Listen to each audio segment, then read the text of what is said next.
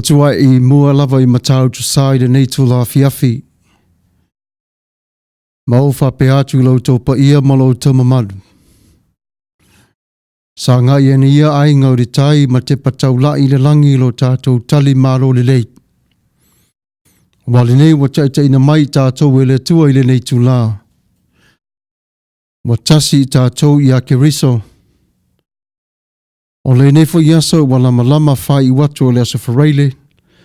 Whapena fo I le aso tō nai I tu e fio o le atu nu. Ai mai se fo I le kelope a toa. Samoa yo tupu, yo wee yo whai ngā. Mautama. O la le o te lea yo so mātou leo ona oe o le atu tofi. Ai whapeo la mātou ni tala. Ia manuia lau tapo inga. O lea fo isi sau ngā le au auna le nei tu la. Ma le wha moe moe ngalo tātou waso a tau nui manu. Vi ia le tua. O a fo ni tu langa whalupi lupeina. O lea fo se vai vai atu o le leo le au auna le tu nei o le lau lau. Whato whaave malie lo whinangalo o I lava o le matua whaitama. O le nei tu la. Alo maia. O le sewhafonga o le tai au fo Radio Samoa. O nei o Fagalilo Samuelu Alapopo Tuavao Matafeo. O lo maa vaa lua ma le awhionga I le whatonu. I le aiti whawhitai tui la epasua. O lea Samoa. O la maa ua na au natu. A wālo o tau mafuta mai. Ia le ngata I lea. Se ai mo I tātou le nei tu la. Ia o le nei tu la. O le a vavai o foe I le pese o saunia. I ona whapena lea o na asi atu. I le tō tele o mwhai o na mafuta mai. Ia tarusia. I le alofa mareanga le leo le tua. O mawalunga pe lava le masina. O a toa pe lava pou malolosi o le fale. I ona tula. Whapena fo I ona whitalei ngai whafo matonu. I le pa ia lasi o Samoa. Lala lea Samoa. Ia manuia lau tapo inga. O le langi whae I o le nei tu la. Wa tō foi o le tautai. O le alo le sami. Po le afo I ngā lua o le ngā te whale. O le atua lava. Lo tātou lapitanga. I o le nei tu la. O se mai lau whafonga. Ia manuia lau whasausaunga. Ia manuia foi le tara whātai le tapo inga. I le ngata I lea ai mai se foi lau whai ngā ruenga le tua. I le alofa mareanga le lei. O se mai alau whafonga. I le pese o saunia ma o tō le nei tula.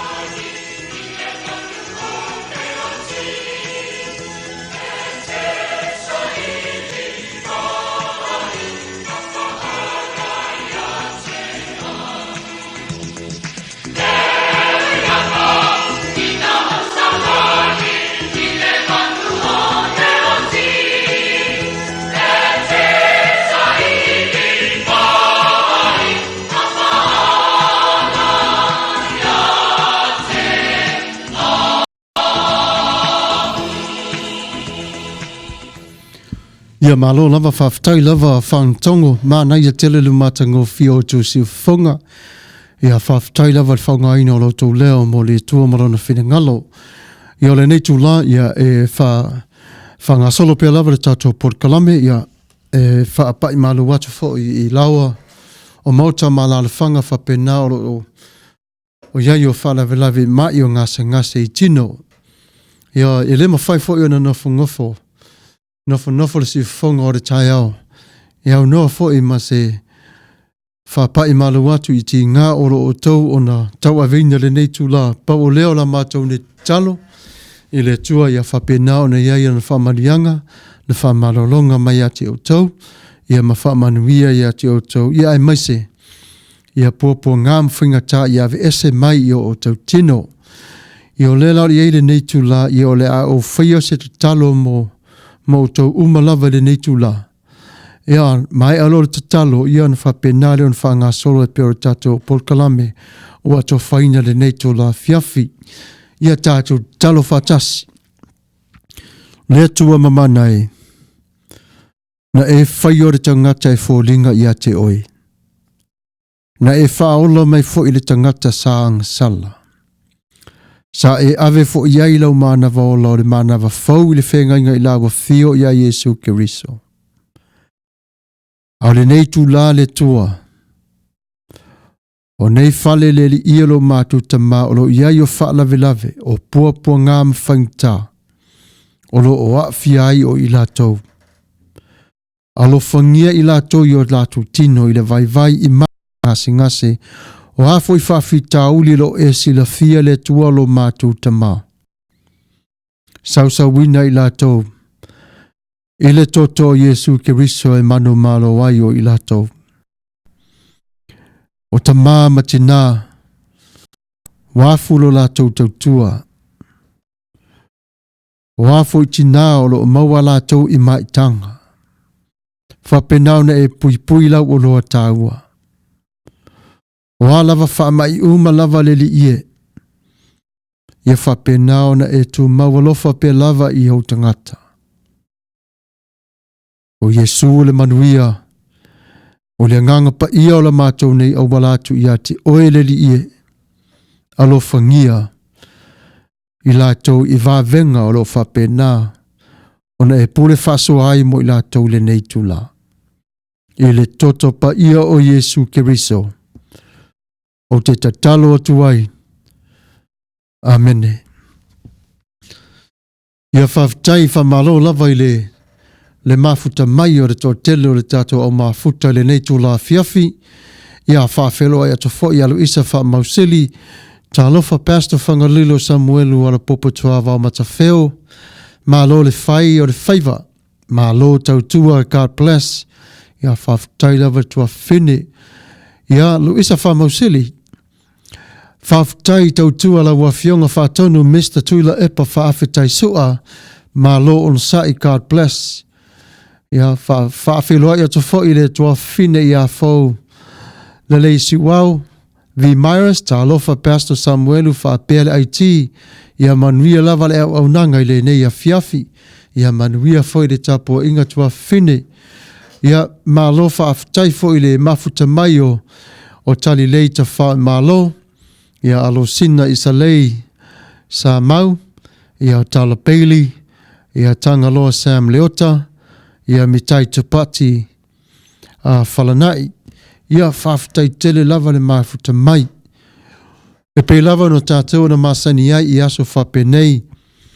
O le porkalame nei o le porkalame mo oe. Nau na mātou lava no mai.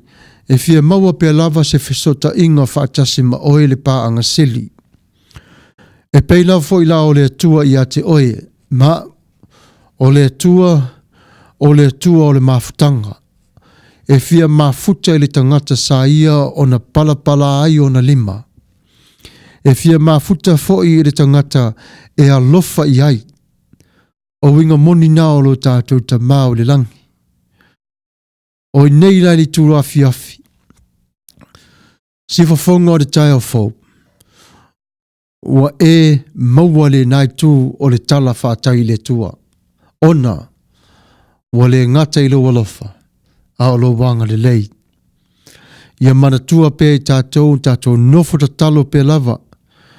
A wā lava le nei ala leo ia mawhaio na mawaile fisota inga, o tātou a inga I fafo, ia ma inga I tonu, ia talosia foi o mawaise ava no na iuso matua whaafine o ta māmatina e to tonu o to ese, ia na iuso foi o whapena o na iei lātou I ngā ruenga o le nei tu la fiafi matua whaafine. Ia o la mātou whapa I malu watu whapenei, whaftai lava le sisi mai o lau pola e whaulu whale atuai le nei neo whaatau waa, ma le nei au nanga vai vai, ia o tau whaalongolongo mai I te tātou mafutanga I le nei tu la. O na ilo se manatu e whapea, ia o leto e pōse lilo, ia o tal tonu foi wa matan fia whalolo tau au, ia matutura la ilunga whaisi na wha maro stino I sina pese maalie, ia ma wha maalua e foi o le afiafi, a o tato wha tasia ilunga o le ea. Ia o le nei la taimi, ia o le atatu le pese le tasi mo o tau, mo le tato au mafuta, ia o le pese ma sani lava o tatou fo nei lo tele, Samoa la pele, mai le tupulanga, o se mai ala o whafonga manuia ala o whasausau.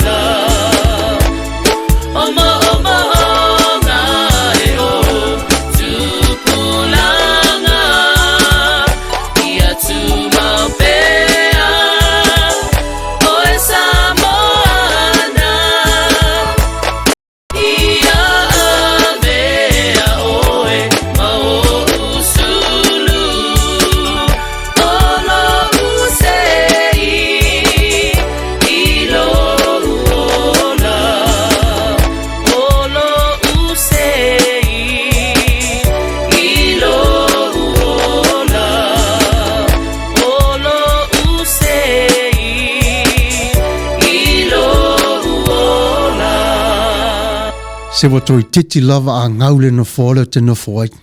E le olo mamafa, a olo fia siva. So le matau tia fo I upo le pese le maa neia fo I o le whaafia fianga. ia audience ia o le pesere na sa tai natu mo o tau. Ia o le taimi nere si fafonga le tai o fau ua 5 minute te ainele tu lai valu. Ia o le whaanga solo pe lava le tatu Port Kalame. Ia e whawhiroa ia tofo i le tua whine ia tala peili. Ma aloso i fua manuia i lau sunga Pastor Samuelu whapea fo i le sasunga i le IT tuila epa. Ma alofa ma alosi i tiu te masani. Manuia tele le au nanga mare Port Kalame i le ne ia fiafi. Ia ma alofa aftai tele lava. Le tua fine i le fatas mai ia malo lava le mata mai ia male mai mo mai ia ai no tua i le nei tua lau malo lava ta Matafeo ia malo usul fatas mai mamao tele me te no foi ana te mata mai ia malo lava me silina te fatas mai ia fa taitele lava malo lava alosina ia isa lei sa mau ia amen ia malo fa taitele lava le fatasi mai le nei tu o tātou Port Kalame. Ua māsani fo ila i tātou e ei aso fo ia tātou te manatua ai. Aso fo ia sa whapea na whai ele tautonga fo le lumo le whaife au le vāma le tua. Ia, I do. O aso la whapea nei. Tātou te manatua ai la o aso en I do ai tātou. Ia, e le mawhai o na ngalo ai. O aso whapea nei le tā ua tele i le o langa whare tangata. O wau te whai atu. Ia, so se tautonga lava e tū sia i le whengainga mare atua. E ta tau lava o na whaamanuia atu ai i mātou le nei tu la. E le ngata fui le nā. Ia whapea fui le nasa e whai ngā ruenga i se ngā ruenga po wafia masina. Ia po wafia fui tausanga. Ia vi ia le atua. Ia o hafo i sau whai ngā ua ma sau pāanga le lei o lo loma le aso tele, vi ia le tua. Ia o hafo i aso whanau, whapenau o whaamanatuina, ia marito o tele. Ia sau se taimi o luma, ia tu ina ato fo i se pese ma o tau. Ai ono le taimi le nei, ia e mana tua o mai, ia o si ngā whengainga, e tā ua. E tā ua ia te tā tau o na whaamanatu i la tau, ia ma whaftaia i le tua. Wa vela to ma pei oni auro i le tātou wa ai. Ia o le taimi nare nei, ia o le ataini atu o le pese le tasi mo o tau umalava lo whaamanatuina o tau audience, o tau anniversary nei aso, ia vi ia le tuaro na alofa maro na ngare le 5 stars, sa moa matalasi usi mai o lau whaafonga.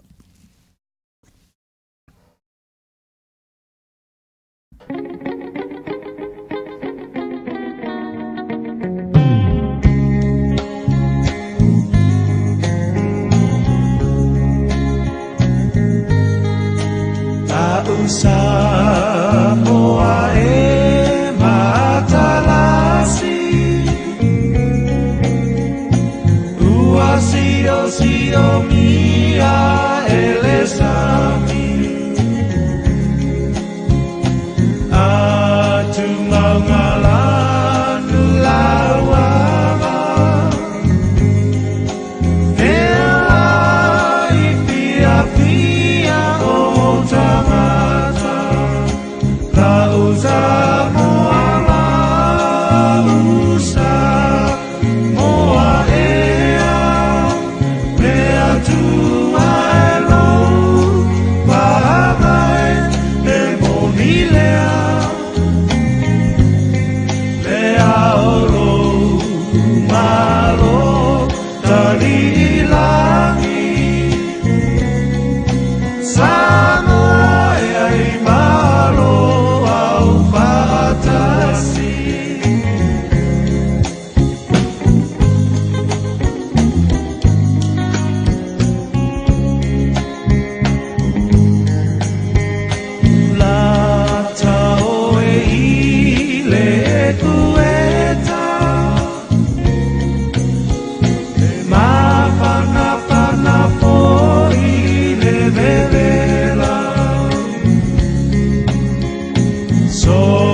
se mea aua le popole e mamulu mai le famole mole la usa moa la usa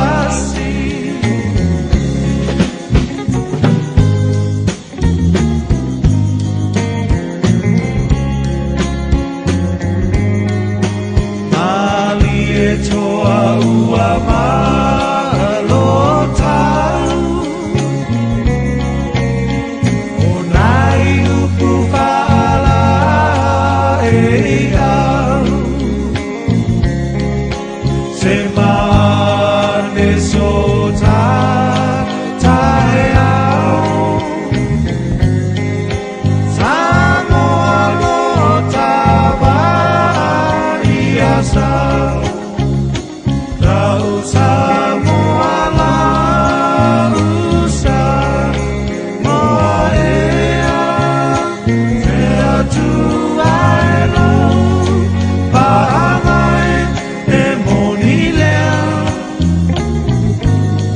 Lea olo malo tali ilangi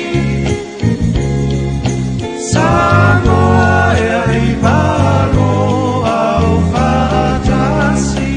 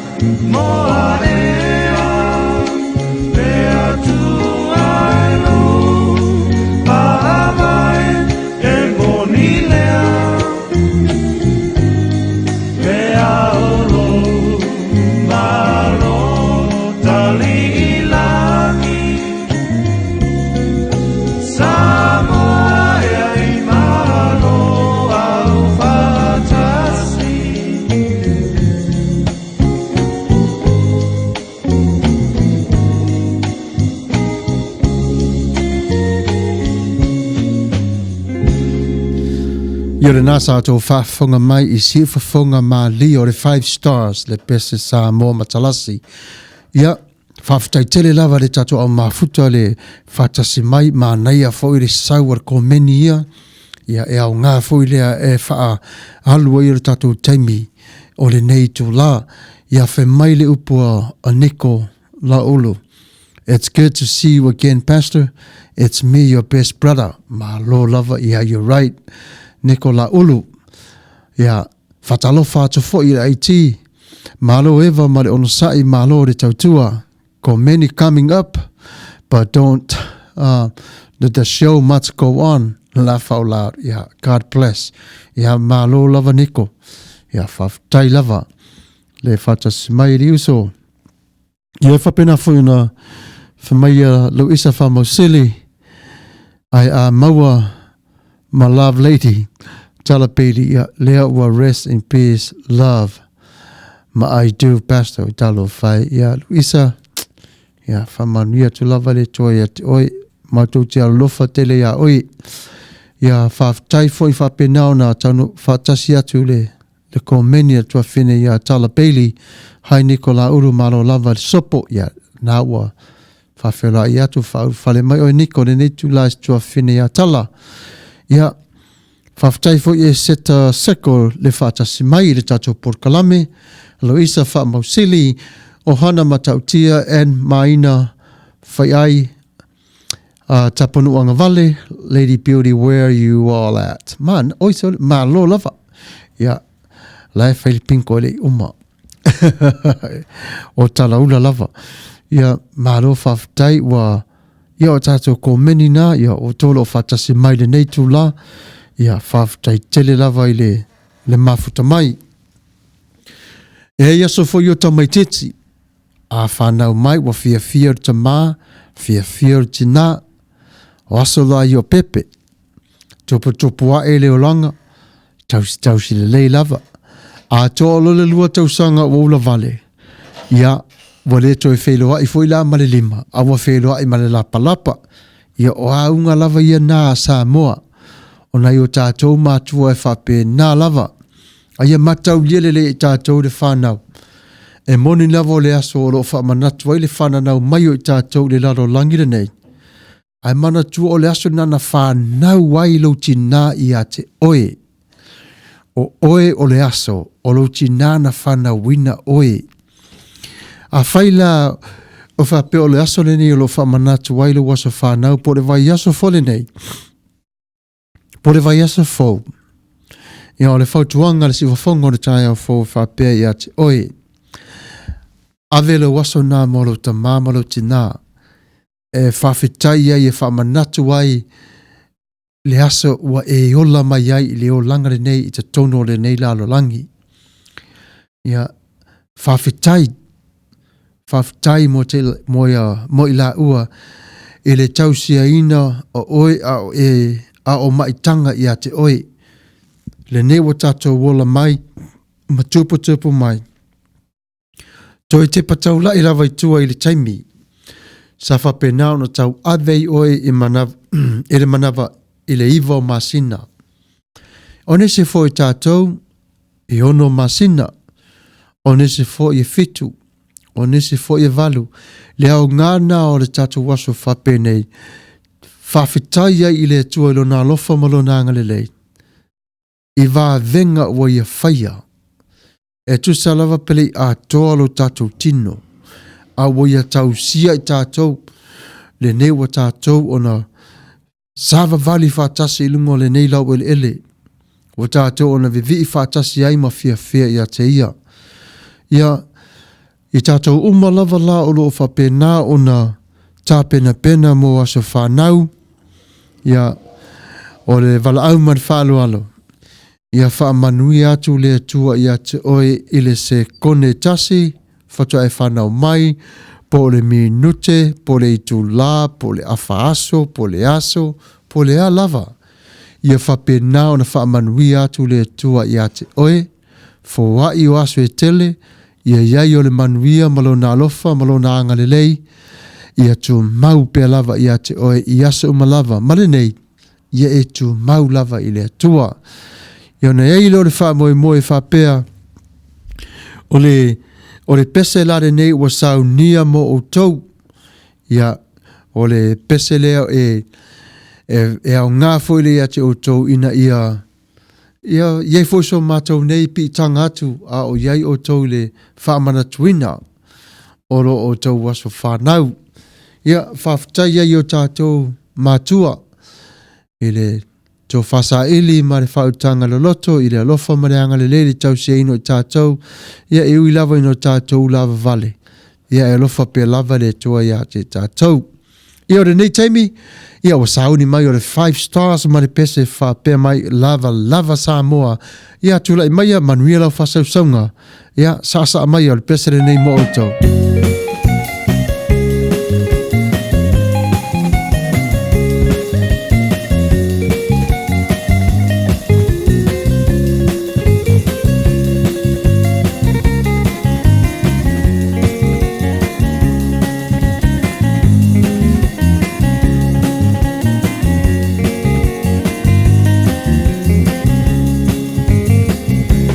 Lava, teu, passa.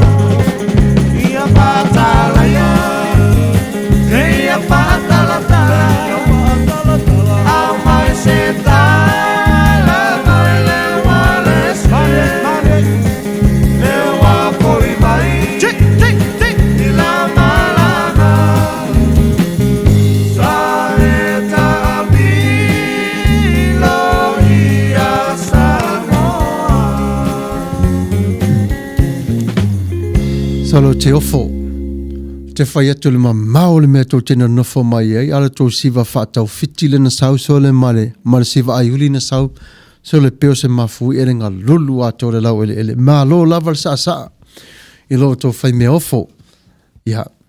Ta alofa lava. Ia o le taimile nei ia. Mana tua e fo e tātou ia. Nei o tātou a inga.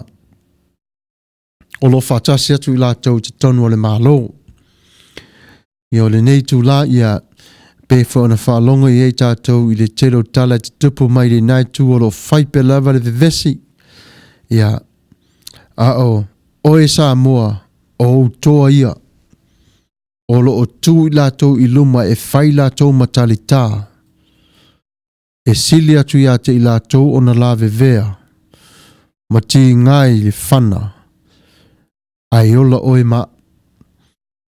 Le ala le tātou te manatu ma mafa pe iai i nei o tātou a inga ai maise lava o tau walo.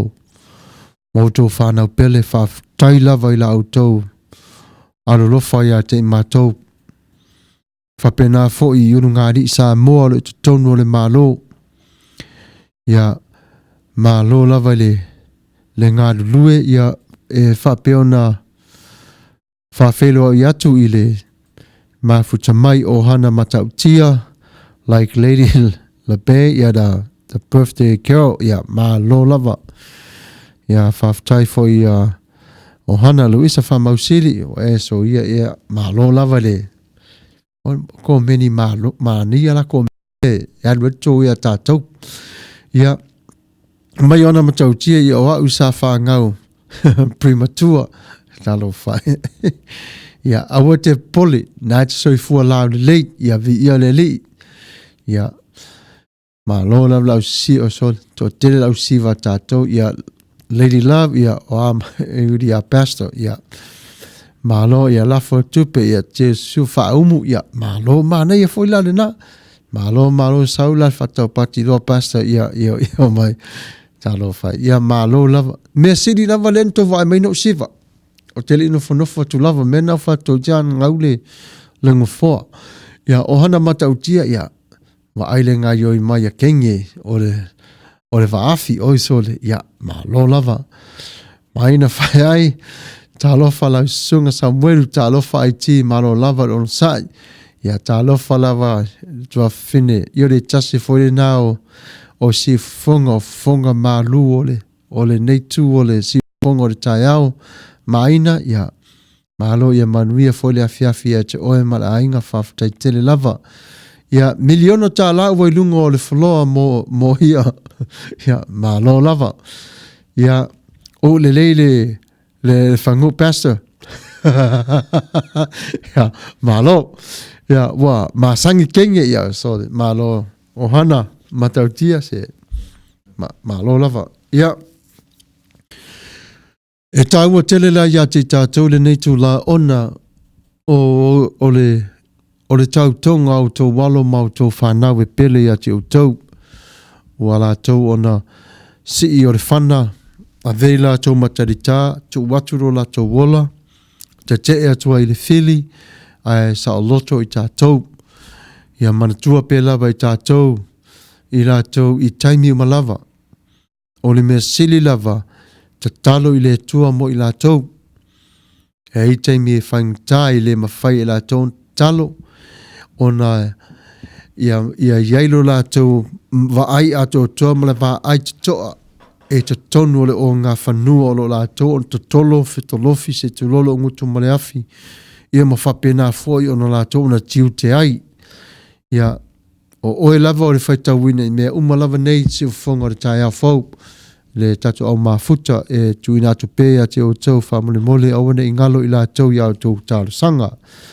O le alala lea, o tau umalawa tono le military, ia o le Army, o le Air Force, o le Navy, ia po le halawa le vaenga auro i ai po o tau fo le Coast Guard, po fisa fo leo leo. Tau wa umalawa o tau. Paulawa ia o tau maua le malosi male, ia o tau mataala. Ia na mato talo le tua pe lava mo fangfang ia o tau matu na to le malosi ia te o tau whawhitai lawa la uto o lofa maleanga le lei. O le pesele nei, ia o le a tā whapitoi nātu mo tō umalawa i tono le malo. Alo i o whaiva, o se mai o lau whawhonga.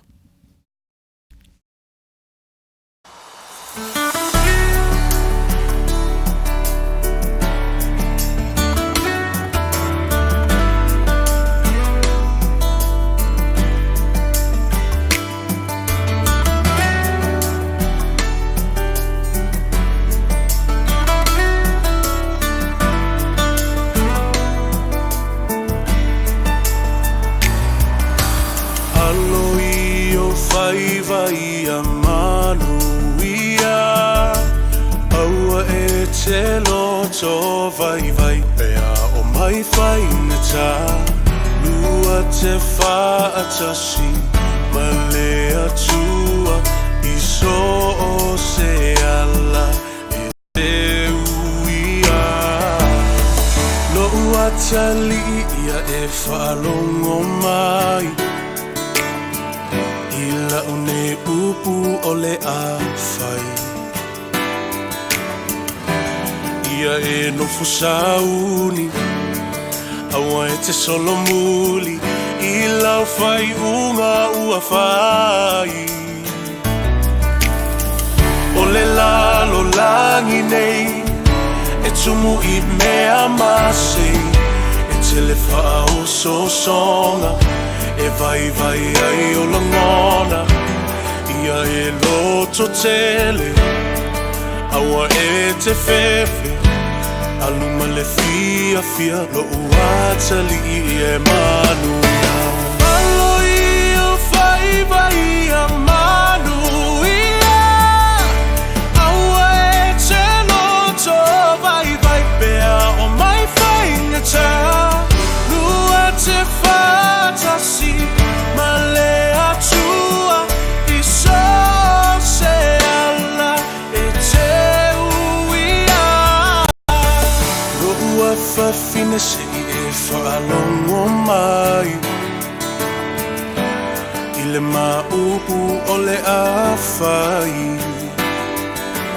Ne I e manatu mama I loi matau lo tina A o e folau I le vasa loa loa E whainga tā O oe e malua I le ainga nei Lo ua whawhine se alofa whai le lei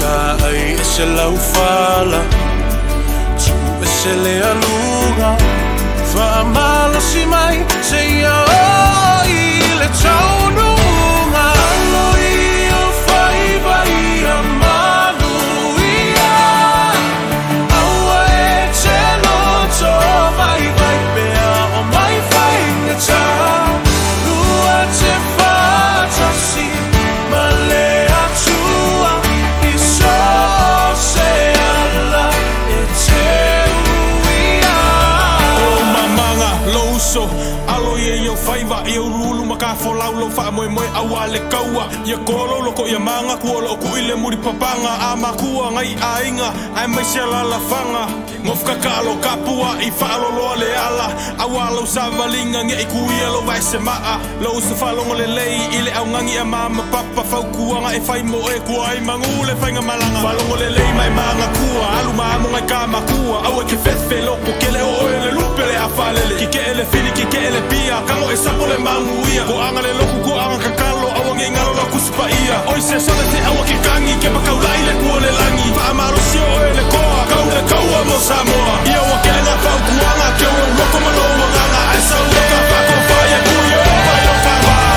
Alali o whaiva I a manuia Aua e te loto vai vai Pea o mai whainga tā Lua te whatasi Ma lea tua I so se ala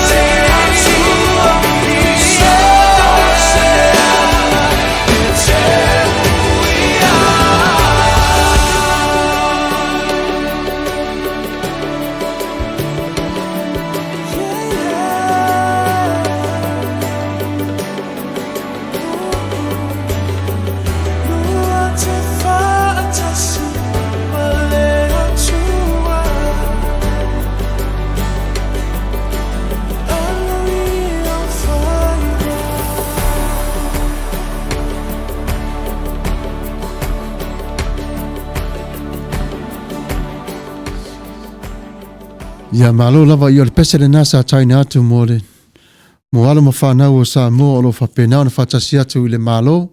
Ia malo lava le lau tau ngā luenga tau atai. Ia o le nei teimi ia whatalo whatu foi, malo niko. Ia malo lava le mafuta mai ia le tato pokalame masaini o le nei tula fiafi. Ia whaftai foi lava ia Dave ia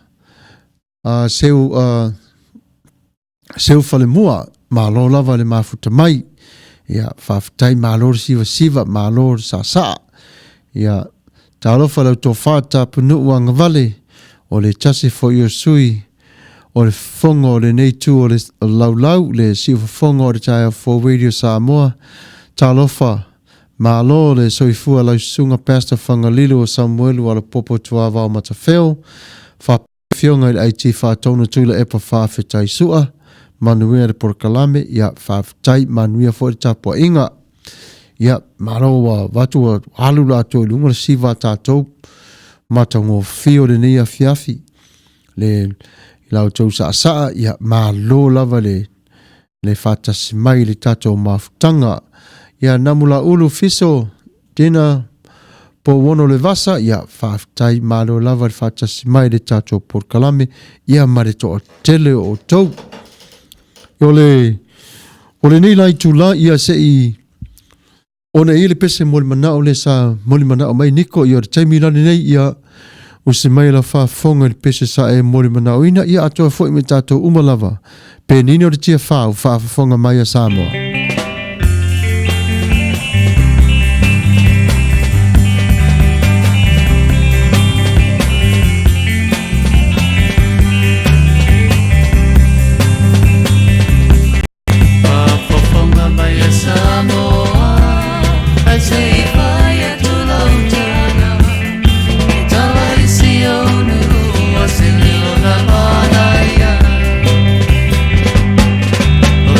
Wow.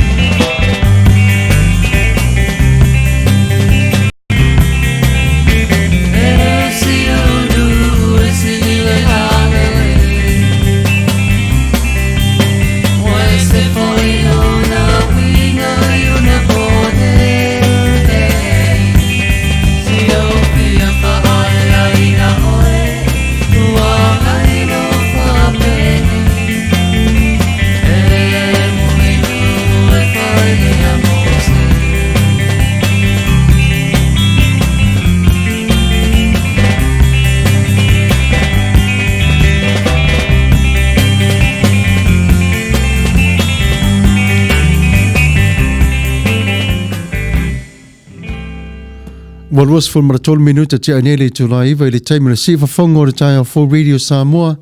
I o le pese na le penino le tia whafonga mai a Samoa le nasa ato whafonga mai ai. Ia malo whaftai lava mo le pese sa whapenao na mo le mna oina. Ia ai e foi sau pese. Ia polea foi se o manatu e fie whaai. Polea foi se tō whamari fina ngalo ia te oe. Ia mawhai lava na e wala au mai i le tato lau lau. Ia whapena foi o na tato tala ia i mawhaso so whatasi ai. Ole a whaso solo pe lava le tato por kalame ua manai a tele le neitu la fiafi. Whaftai wa tato whelua i lungo o manu. Ua tato whelua i lungo le sami lafu le mu. Ia vi ia le tua lo na lofa mo lo na ngale lei.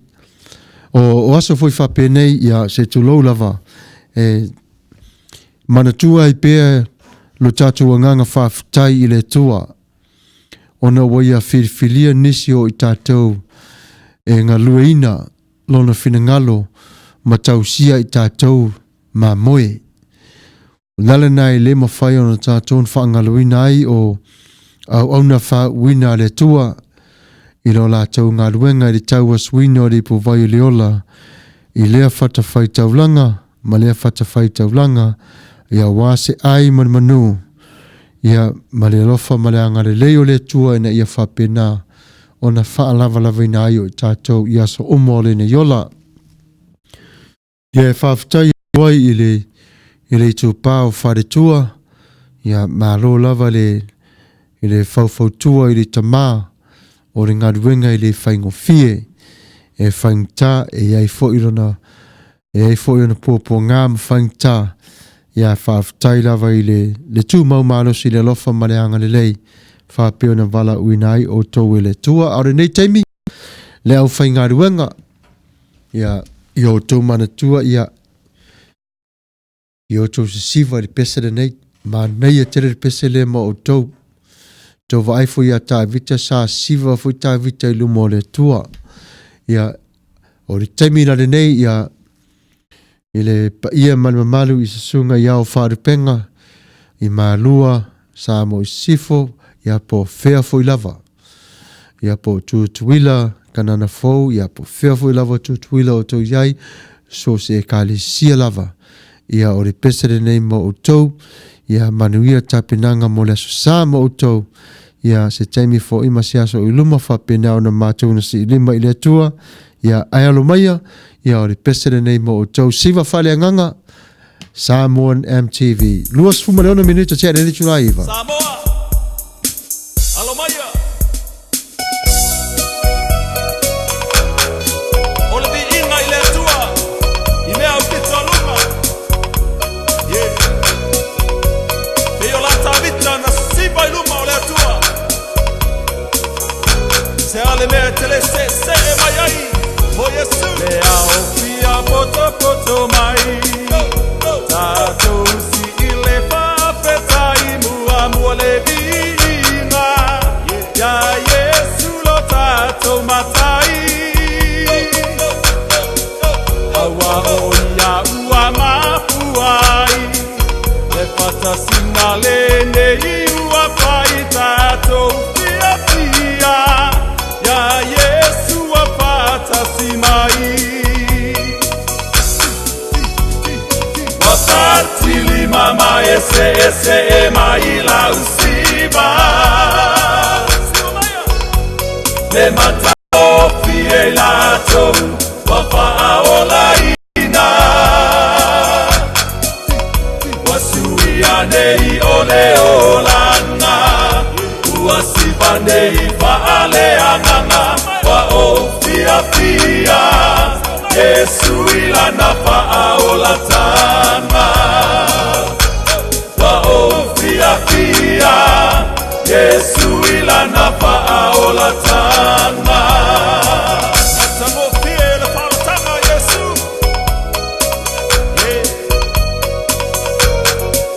Siva maya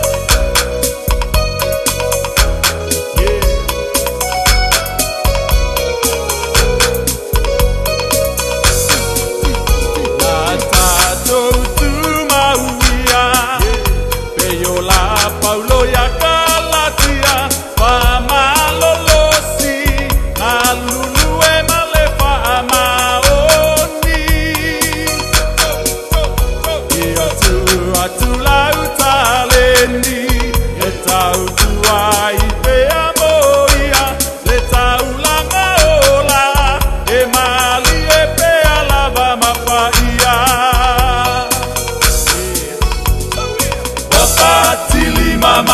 ese mai la usiva le matango pie la to ofa ola ina wasuia nei ole olanga uasiva nei faale anganga wa ofia fia Yesu ila nafa ola tanga wa ofia fia Yesu ila nafa ola tanga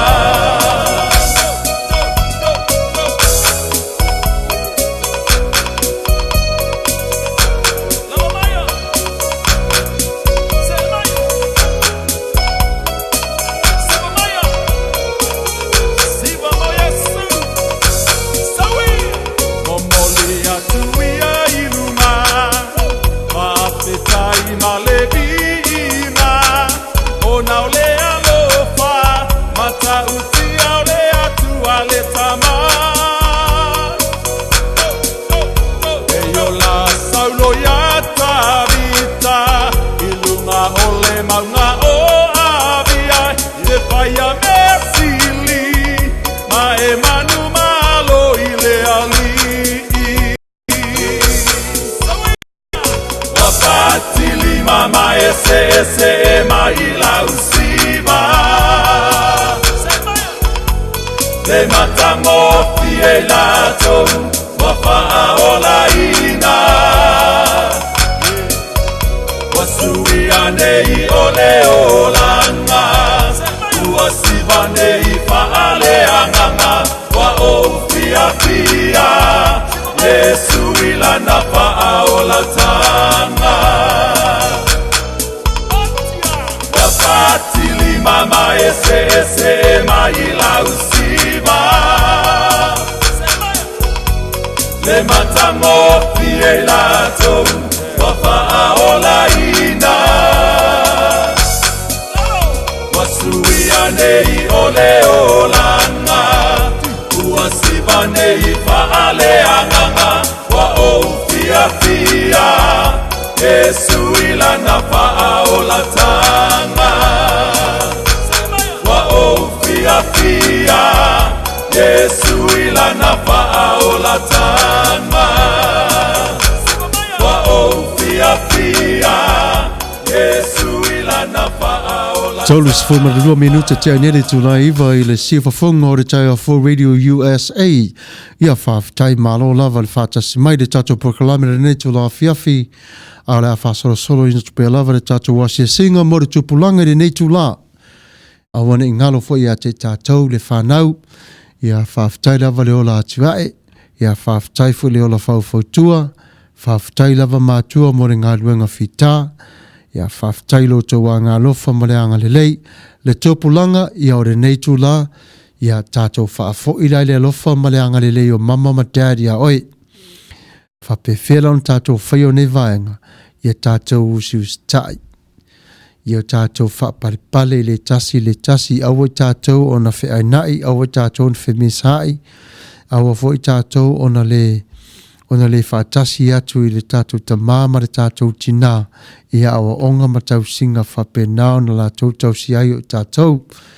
Wa te whai atu lava i lau talamoni lava ia o leo langa wo matua ai fo i wo to te patau lai atu lai aso lai titi. E ese lo whaate ngā uru na i o matua ia ne wo matua wo to nofo mafo whau. Wo whaifo lea lau whanau ia a whaate ngā uru mai tamai titi o no nofo leo whapea. O au tō ita foi lai tamiti no whape nā foi o lai titi. Ia o leala lele tupulanga Samoa po sosia tunu lava. No matter who you are, if you're a youth, you join in tonight in our program, we'd like to play this song for you, which would like to encourage you to push on forward. Don't forget, God is calling you. Ia lofa mātou ia tō umalava i nei tau la, ia ole a tātu o le pese le tasi e wawai ai o le tātou pokalame mo le tupulanga. O le ngō le pese o le ataina atu le tau alanga Solomona by DJ King. Tōlas fuma 5 minuta te anele tō laiva o se mai alo whawhonga.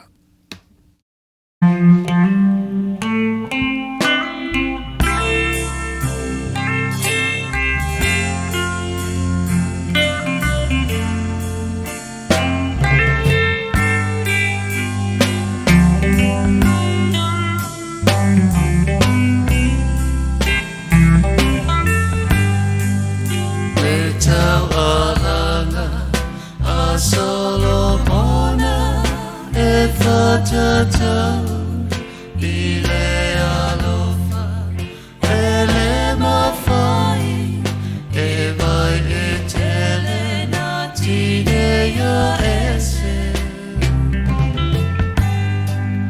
Ole e wo I aso uma A ole uso I aso vale Now le Samoa To il Samoa Falabe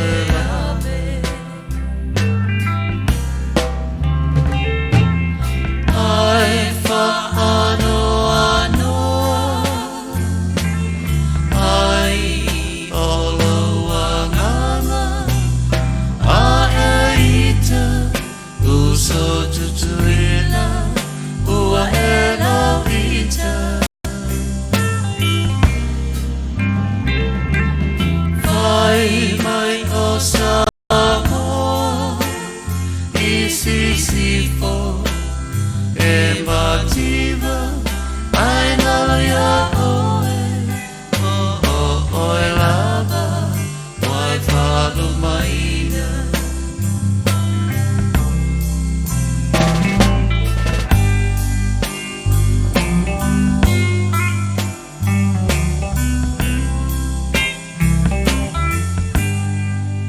Mai mai e tele a ole tangata Ai roa a ma alumalama A se panga Ole I puai Le wama saa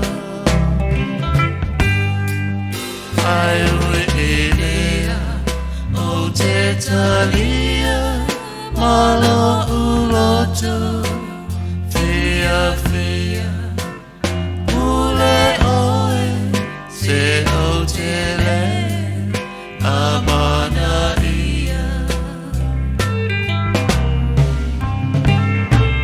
Ai whaano anoa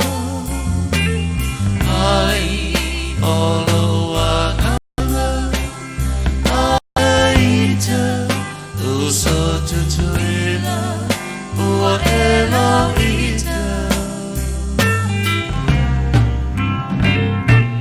Vai mai o Samoa I sisifo E mativa Ai ngaloia oe Oe lava Wai whanu maina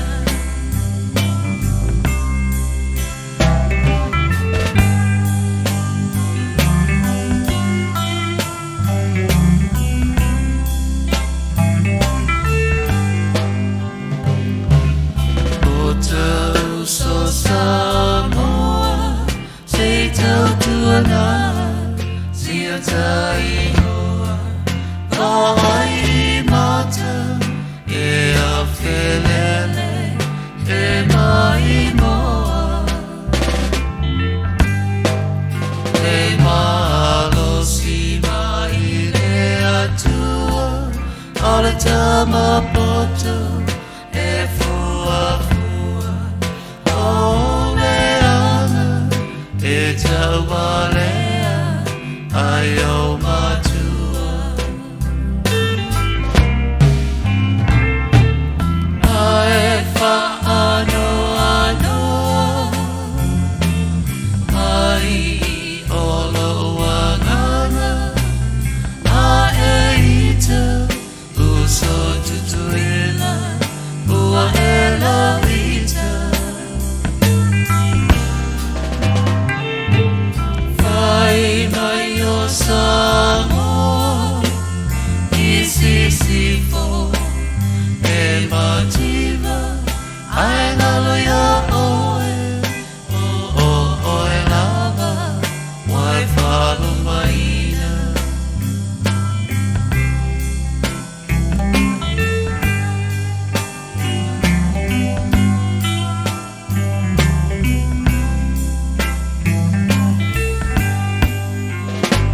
Samoa masi na o lana Na o si e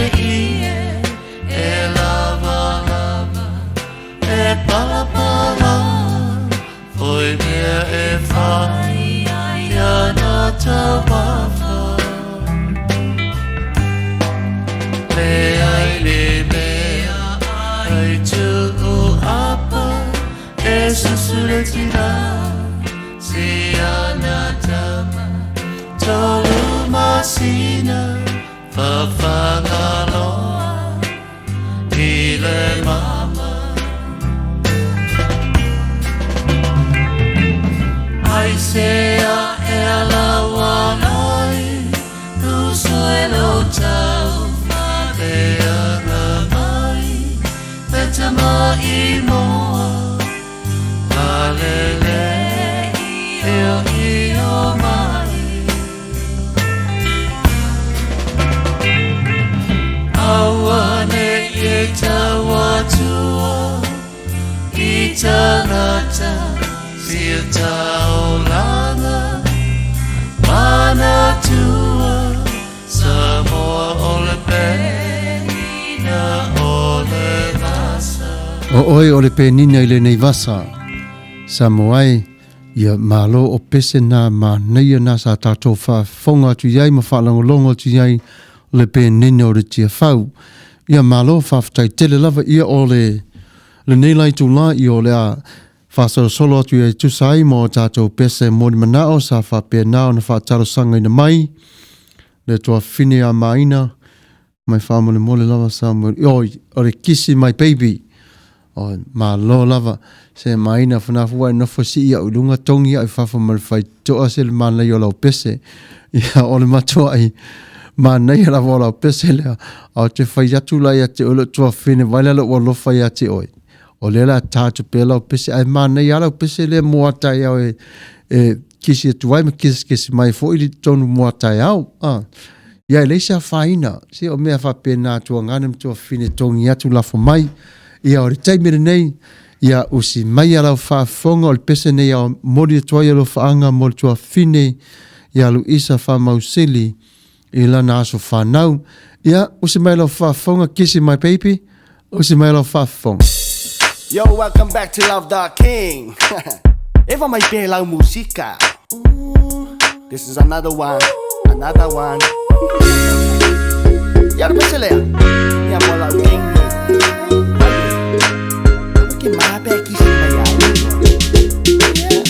Kiss me, baby. Yeah, you kiss me. Why not? Eva mai música. Yo. Kisi ei palalangi e kisi ai lava. Ele kai pole lava se kalaka. Ai ko kako Samoa ngale fai kala. Ai leilo o kako lava o masta. Sauce ia o kisi atu e kisi mai. Sauce ia o fusi atu e fusi mai. Sauce ia o kisi atu e kisi mai. E pule lava ka uahani ile mea e fai. Se kile kisi aku ai mangongi mangaia. Ai afa ale kongu se kuli ile paipa. Fulu ila loya I ila Yo anga loa baby e fai ae awa e keika Sauce ia o kisi atu e kisi mai Sauce ia o fusi atu e fusi mai Sauce ia o kisi atu e kisi mai E pule lava ka uahani ile mea e fai Waila ile me lo fai aki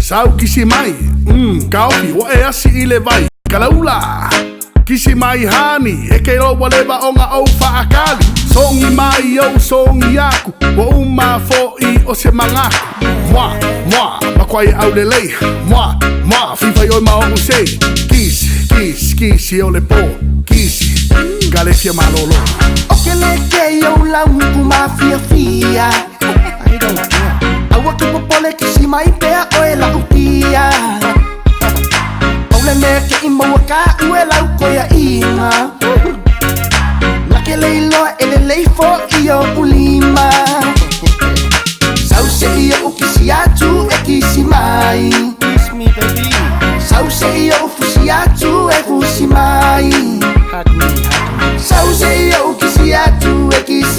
mai e pule lava ka uhani ile mea e fai Sauze ia ukisi atu e kisi mai Sauze ia ufusi atu e fusi mai Sauze ia ukisi atu e kisi mai E pule lava ka uhani ile mea e fai Sauze ia ukisi atu e kisi mai Sauze ia ufusi atu e fusi mai baby Sauze ia ukisi atu e kisi mai E pule lava ka uhani ile mea e fai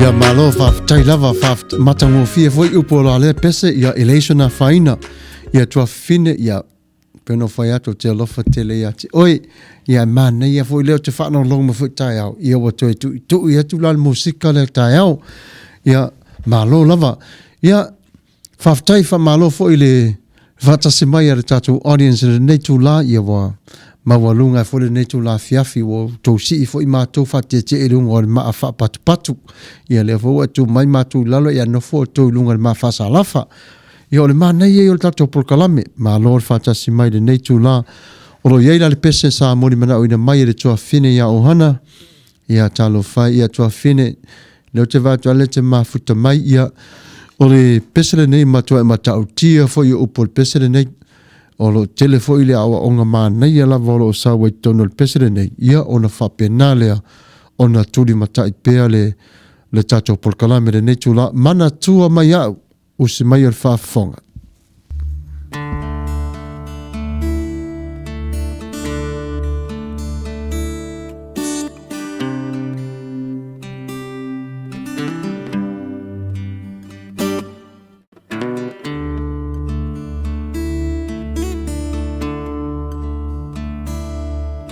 Ele se ato ile nei o langa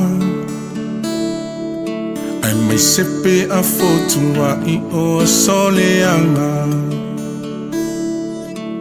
Punitia eleita Ala umole malama lama Me fatawa a ato puni ile manawa So ne malilo tota we masuyetu Wupune ina ele filio na yo manatu Pongi sala mva ai Wa ele lo na talatu Au le toe sinie na te pui malilo na fatu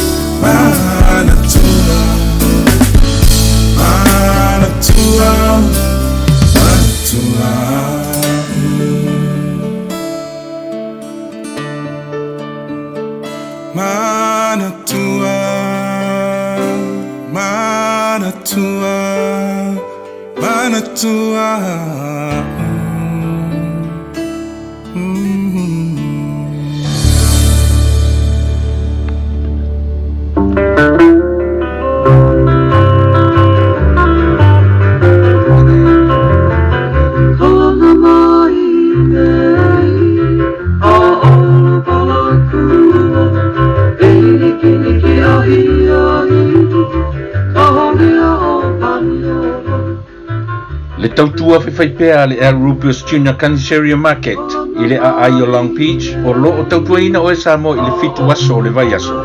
Te tala i le valu le tai au se ia pa ia le iwa i le afiafi. Whaatumulia le maketi i so se o loa Samoa e te filifili ai. Maua tangatalo Samoa, talo fiti, pusa whai, pusa mamoe, pata mai New Zealand, tanga lauru au, pusa turkey tail, po le muripipi, maua le tau sami vela, mo tātou Samoa, mai le aso wharaile se i pa ia le aso sa. A o le tau sami Mexico la vai e te tala i le fitu aso o le vai aso. Ma neia fo i ai whai te swinga o le tau sami, i oe, o ma te isi le talo ma le whaspoi masima, ai alo ane i se tau sami Mexico e wha masani ai. Tonu se po avela ia po le size 2 mo aso whanau ma so se aso whailungaina. A fia lafo fo i se tupe wha momoli i Samoa ma so se atunu o le lanolangi. A wani ngalo, o lo iai fo i tutonu o le Air Rupios Junior Market ia le au unanga le Vico by Western Union Money Transfer. Le Western Union malana au unanga malana tautua ua loa tausanga. E lafo nei, e maua nei, e uma nei fo i lona wha au ngai na manatua e afe ane i le Air Rupios Market malana au unanga le malolo i le fitu aso o le vai aso. O le tuatusi 5 tasi o Long Beach Boulevard, Long Beach, California 90805. Ia pe telefoniane i le telefoni 5 fafitu tasi iwa valu. Fesili mo le ripule o Ruben Gonzalez ia po le tamaitai o fou le leisi uawi maies. Manatua le au nanga yo hello El Rupios Junior Market i le fitu aso o le vai aso.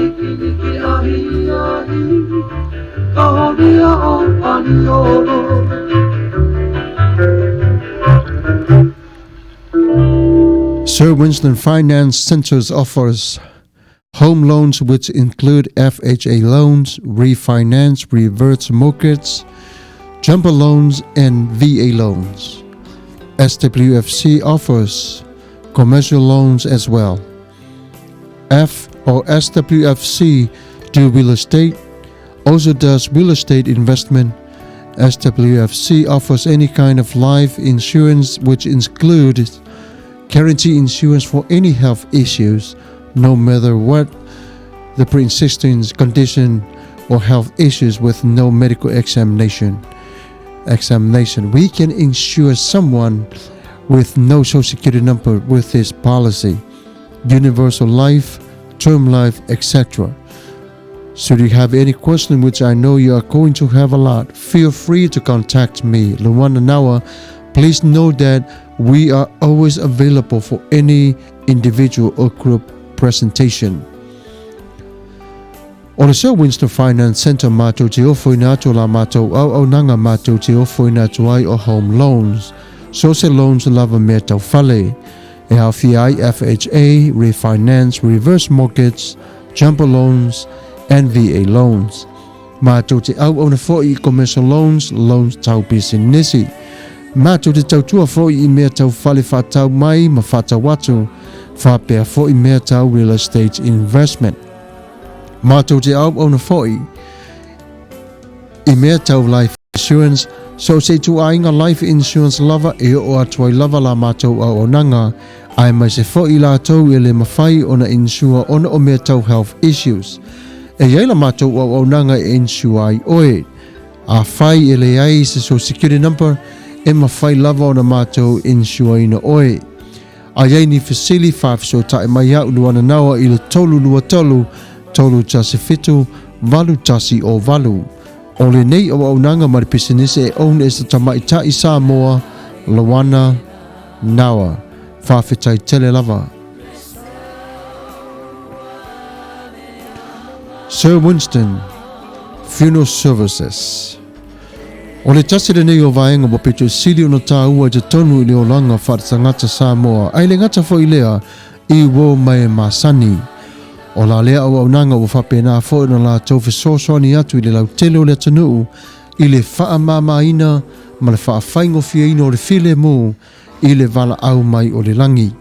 O lo iei taimi o maali liu o le tō telo i tātou e whapena o na tinga ina fo i o le whanau ma le tō tele i le tau whapaleni ina ma le tongi o aita lafu o na o whaave lave whafo sei mai ma te tupu mai ai le o lava tāpena iai o tātou.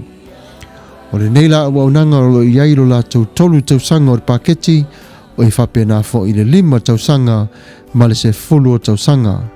O whea lava le tūlo e whawhina ngaloina whape e anga tonu maanga wa amatala whea ngai lava mo oe ma le ainga le nei tū la e whapena lava ona e whasuasuani atu le wala aua to fo i le nei o aunanga ia te oe ina ia whaatoa malu le vai ma whapena ona whasuasuani atu ia te oe i le tau mo whainga o le lumanai.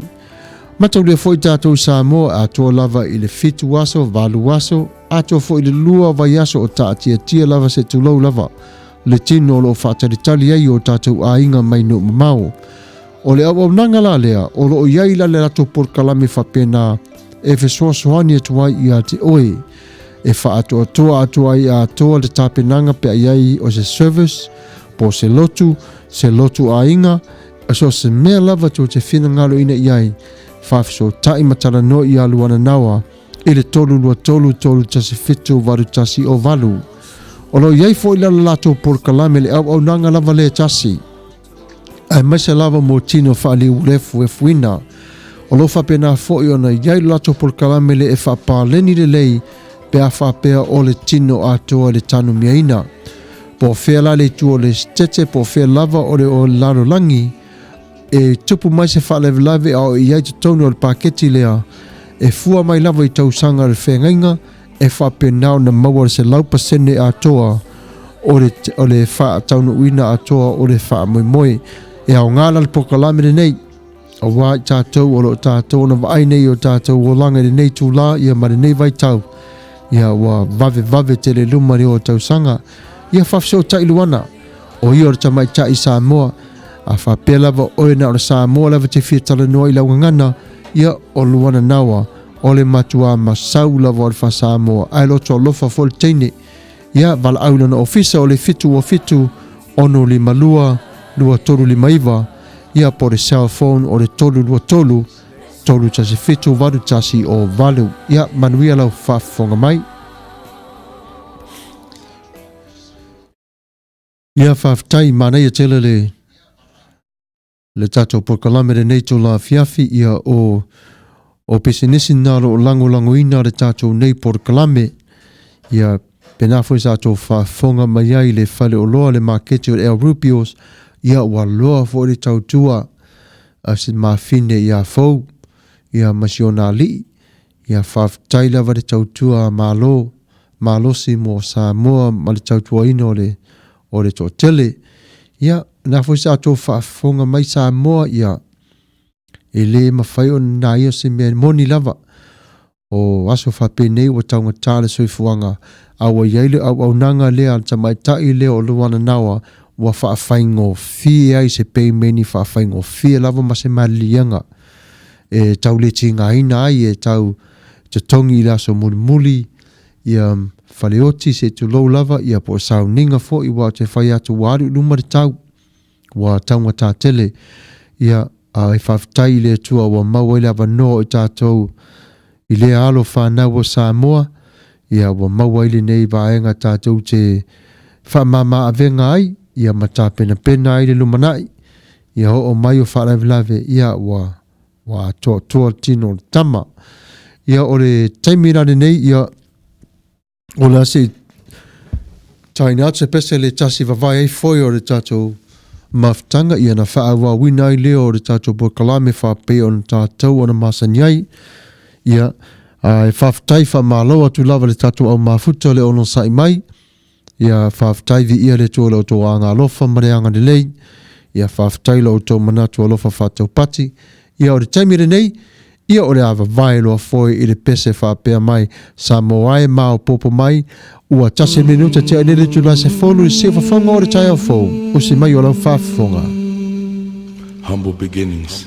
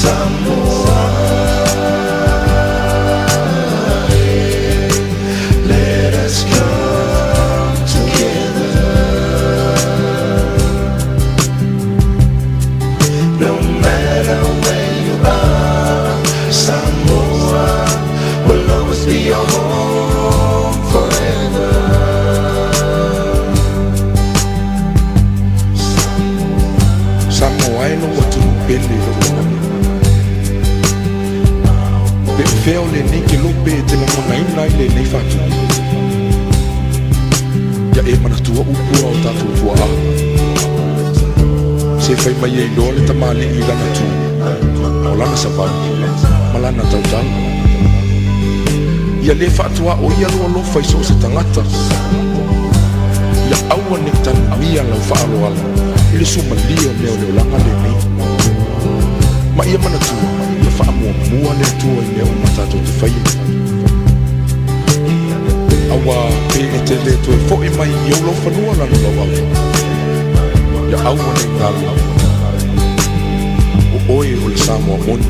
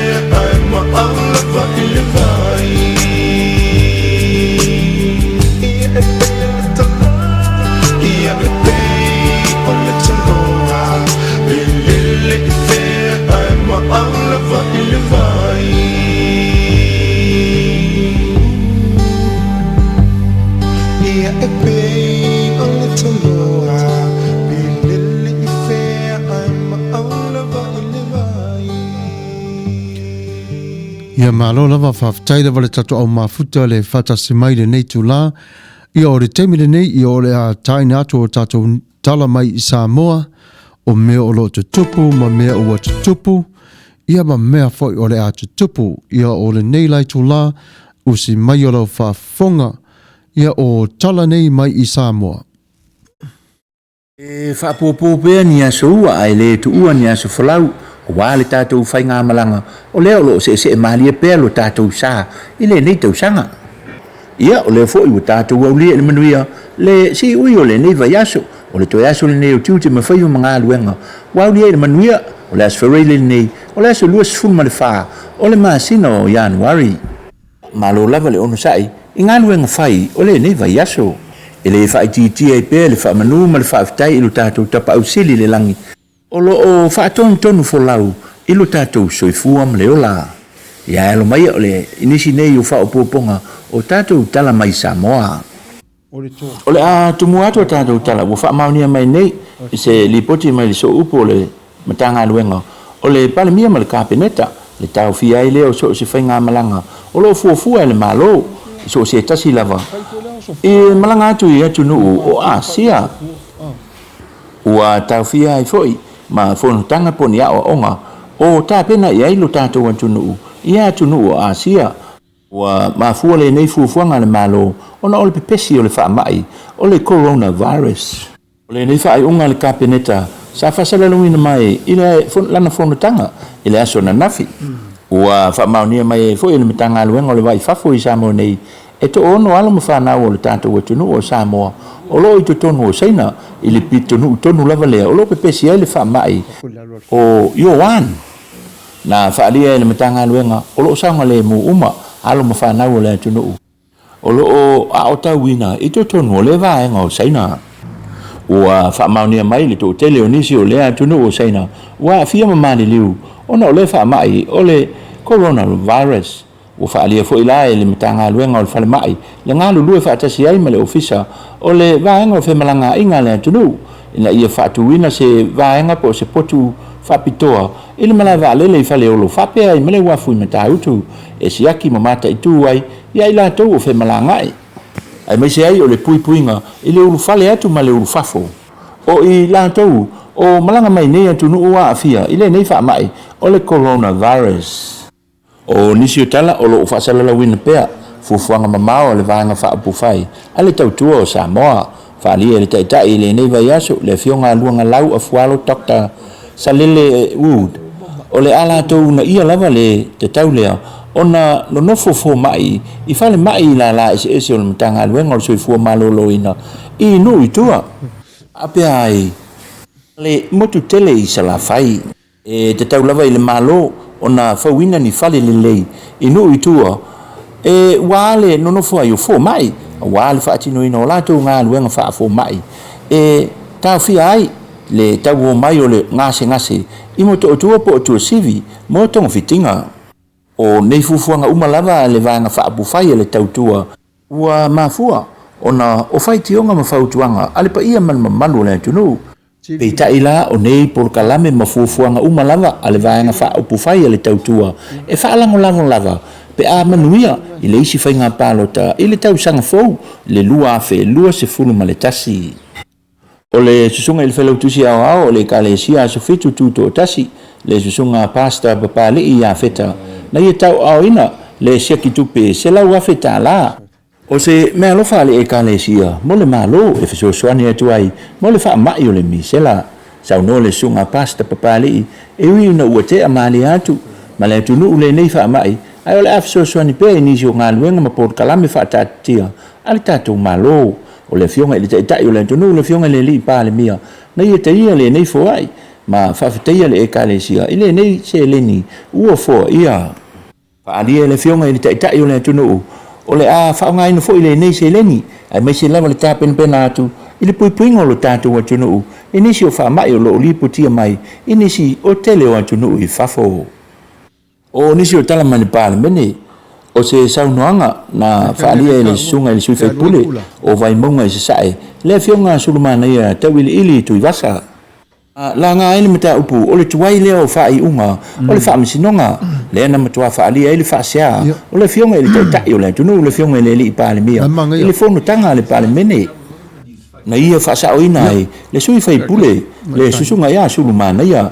i le tuai leo whai unga ale matanga luengo whaamisinonga ono o loo tali e pa ia malmamanu le atunu ala tu mesina sa uno tu le epa na te leilo lava pe ai sea e tua ye on fatino ma tolo ile taifia masina o fatani le pa ia malmamanu le atunu io la tu mata upu impa pe fo io la tu fai unga sa uno ai tu le epa a justice delay is a justice deny o le umina ta atitia o whai unga po se mata upu o le atangia i foi ma le le wha maoni o nei whai unga na ia whaalia i foi wata tau na whaia sesi whainga a toa lo le tonu masina e le i whaia lava se whai unga a lea wha masino wata tau na wha mawai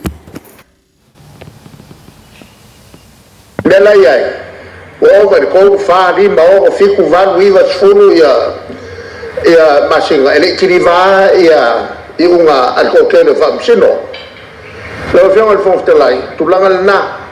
A tonu fōi o lesi le mea o lo tuai ai. O ni le lava whamsino. Al kapenetai. Au ngofi. O leo pua ue masani o na ave i whamsino. E le ai se li miki o me leo la metonu. A fai sa ili la tono o le level tu langa fia famsino mo mia fasili marka peneta ona batu le fai unga e lango al kapela ali ele tai o le tunu na paule tali o le nei fa fita uli ka fai sai unga fa malo siai a fai lo siria le kolma singa ele fai sai le dilivan sai unga as famsino sino kapal fa ba mai le se nga so nga sa fa ia lunga lu fo ma fa gu ai ale fa kali ka la ko fa yu la fo al fo te la tu langa na mo e ma ele ko ke fo yu bu pa o tu langa ia o le ma fa kia le ko ia la ko me singa wa fa ele i to e tu lai le fionga ile minista o famsinonga le fionga fa o le sa ka tu pau ai nu ai u tali e lava le fionga le li pa le mia ile fo fa fitauli o le nei mata upu i to tono le matanga luenga o famsinonga o nisi o tatu tala o le fionga i le sui fai pule o sa lenga le fionga o le fitiva ai na fai masui o tamatuai o le aonga a vele o le latou sa o tau ina i le tausanga le tasi iwa valu se fulu na saunoa le sui fai pule ai lo le latou fesosoani e ono afeta la Samoa mai le sosio tamatuai o le aonga o le kolisi o avele ia i la tau o le tausanga tasi iwa valu se fulu O le fesoasoani e fai ai mo latou sao e fesoasoani atu ia i latou i o ainga sa fia i le faamaʻi o le misela na faalia e olo o le nei fesoasoani sa faamaopopo i tamatu ai o le asosi i o loo lala ma paao i totonu o ausitalia ma niusila faapea e foʻi ma sa mo nei o le latou fia so o tauau lava i le malo i tusai ma le mafatia o le tatou atunuu sa iai i lea vaitaimi ia manisi o tatou tala o le ua alo atu le tatou au i le aso antaeao i le itula o le lua i le uli o le amataina ai le taʻamelesaga taitoʻafitu i Hamilton ia talusia le alofai o alo ma fanau si o tatou atunuu o le alo atu i le aso antaeao e tau le taua ia mo se ai mo le tapuaʻiga si o tatou atunuu kou le manu o le afai o toe foʻi mo tatou tala manu te le lava le tapuaʻiga Samoa manu ia foʻi le alo atu i le faaiʻuga o le vaiaso le gata i lea o tapenaga o le sapati paia i le aso sa a o lumanaʻi nei faasoifua ia ma ia manuia ia faafetai lava lau afioga tauā i le matagofio o tala tutupu ma mea o tutupu ia matala o le tutupu ma mea ua tutupu i Samoa ia faafetai faamālo lava i lau galuega ia faamanuia atu le tua ia ua foi le galuega fitā ma le faigitā o lo whapena o na e ngalue ai. Ia e whawhitai atu ai i rau ngā ruenga. Ia whapena o na tō mau pēa le alofa mareanga le leo le tua i lo soifua. Ma ia maua le marosi le alofa mareanga le lei. Ia o le teimile nei, ia o le tātu o le pese mori mana o lea. E tasi whapea na whatangi ula mai ai le tō whai a tapano o le tasi fo i o sui o le nei tū o le laulau. Ia o le pese whai mai aua e te vave. Ia o se mai o le whaafonga se fulu ma le vale minuta tēne le tula se fulu a mai o le pese le tasi. Ia na whapenala o tō whaafonga mai i tala i vai whanua i mea lo tutupu i Amerika nei. O se mai o lau whaafonga. Hello! Sunga, lasikala. Leo mo pasti marikita Dr. Rome. Oi, nga pausto mai oi. Drums. Shorty cat. Shorty cat. Come. Titi yang a shorty.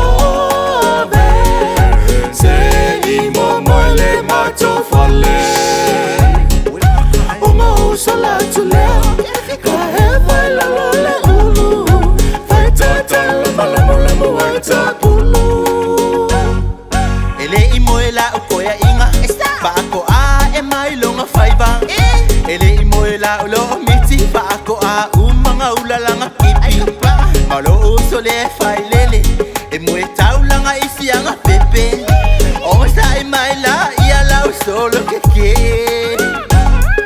ele imoela ukoya inga pa ko a e mai longa faiva ele imoela ulo miti pa ko a umanga ulalanga kipi malo uso le failele e mue taulanga isi anga pepe o sa imaila ia la solo que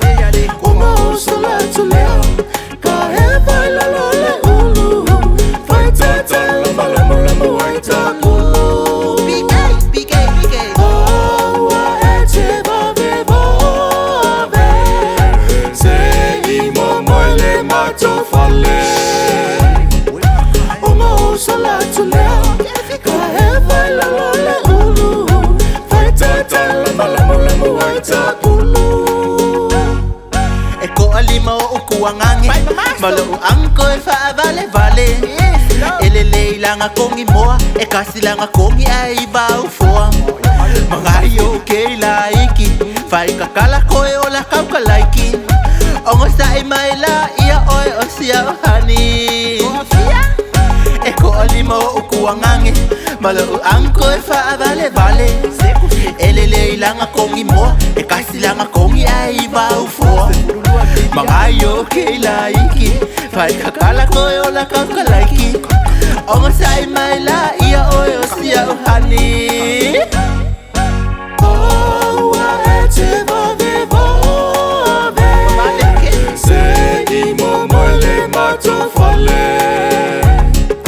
Ongo sola tu leo Ka e vai la lole ulu Vai tata lama lama lama vai ta kulu Oh, wa e te vave vave Se i mo mole mato fale Ongo sola tu leo Ka e vai la lole ulu Vai tata lama lama vai ta kulu Wa vave kele mai au komu Pe oe o se faa pa komu O au kala ula ya oe Wa mafua ai se nga ele moe E faa saela u koya inga I'm sorry poe nga ya u mea bila Piki o se e vai mo solo ile se la u maila Wa vave kele mai au komu Pe oe o se faa pa komu O au kala ula ya oe Wa mafua ai se nga ele moe E faa saela u koya inga I'm sorry poe nga ya u mea bila Piki o se e vai mo solo ile se la u maila Oh, wa e te vave vave Se i mo mole mato fale Ongo sola tu leo Ka e vai la lole ulu Vai tata lama lama lama vai ta kulu Oh, wa e te vave vave Se i mo mole mato fale Ongo sola tu leo Ka e vai la lole ulu Vai tata lama lama lama vai ta kulu Oh, wa e te vave vave Se i mo mole mato fale Ongo sola tu leo Ka e vai la lole ulu Vai tata lama lama lama vai ta kulu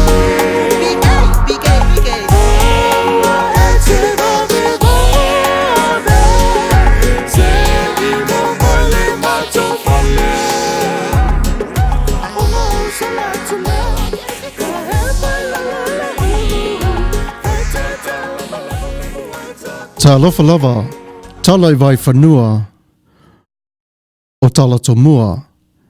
O haina whai o le nei leanga, se fululua tausanga o le tenei titi i Long Beach, whaavitai i leo leo wha malolo, o le Echo Park i Los Angeles, ono tausanga o le tamaititi o Maliu, Sir Winston Finance.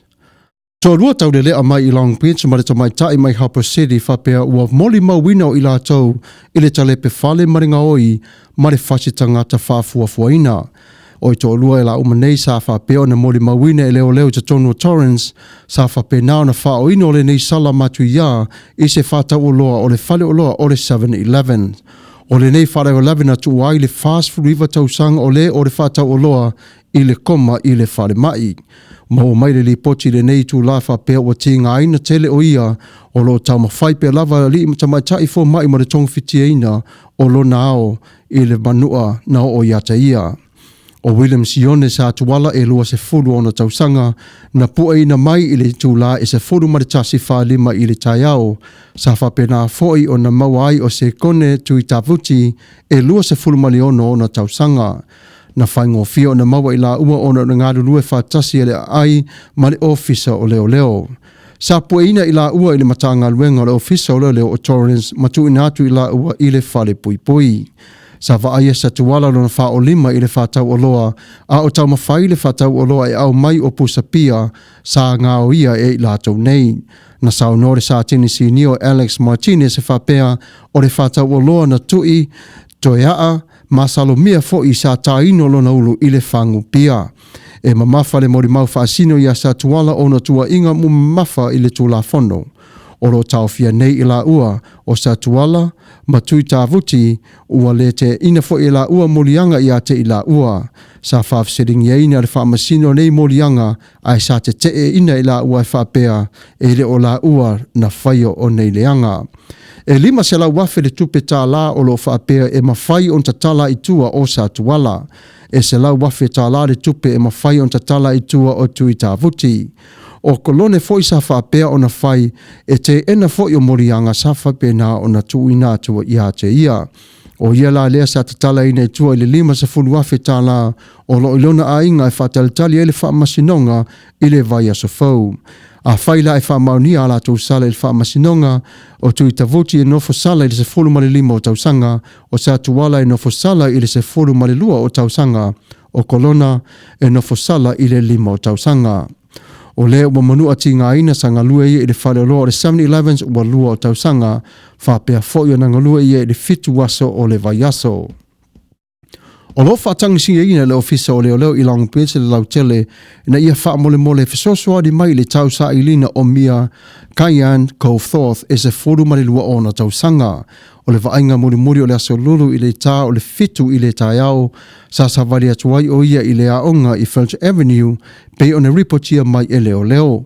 O mia e lima futu ono inisi lona umi o ia fo i o le teine pae e se lau mono se funu o na pauna. O le tu la e tolu i le afiafu nei Samoa mai ai o se tala whapea pei lava o lo maua i e te tonu o Buena Park po nofo fo i te tonu o Los Angeles. A whaila e te iloa ma e wala aua tu le ofisa o tangata tau isina i le 5 fitu lua whaono. E whaafitai tele i le nganga mawalunga i leo whaamalolo. O le vaenga o leo ua afula la tautua ua la tui fo i le pine ma leo ma ai o Long Beach. O lea o ngā tele mo i la tau le mawhai o na nofo i fale ai o le fia tautua i le atunuu ai maise le ai e pele i a tonu i ate i la tau. Sa whapea o ntu mai tono le poti i na le tu la usola o le toa fito i la tau e le ua se la au malosi a o le se folu male valu e la i sene e ula au male malosi. O le lātou au nanga i a fisosoani atuai le teuteu ina a toa e fo i ma fisosoani atu le matanga luenga o leo a o iai o le telo pesi a toa e fo i ma le telo tupulanga whai mai i to tonu o le ai. O le Echo Park i Long Beach whapena fo i Los Angeles ua iei fo i le morianga whapea sa atu ina atu ai e leo i ate i lātou o lo nofo i le nei vaenga fo i o le paka ina i atu ua ai se i whai o le tāpenanga. Sa le hi u le manuia le wha moe ona sa tu watu i tangata ma whailo atu le manatu o le siri a sa whapena ona te ena mai ma ua lātou whai mai o whea la o le ao mātou eno no whai. Whape ona sila fia le lau tele man mamaru o le atunuu o le toa telo i lātou o lātou whale sa mu i le afi ma ua le mawhai ai i lātou ona to eno nofo i nofo anga sa whape ona lātou ona iai.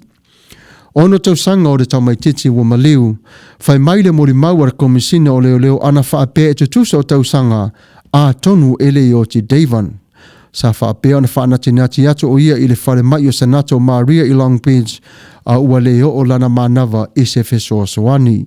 Sa whaatasi atu le ofisa o le au se su e mai dauni e whaapea whawhitaia le ofisa o leo i Long Beach ono o lo lato tu ua o lo lato poutiute a e tali le au toto ina i ola o ia. O le lato au nanga whaapea a e so ia paulava ua le tau lau o le wha moe moe.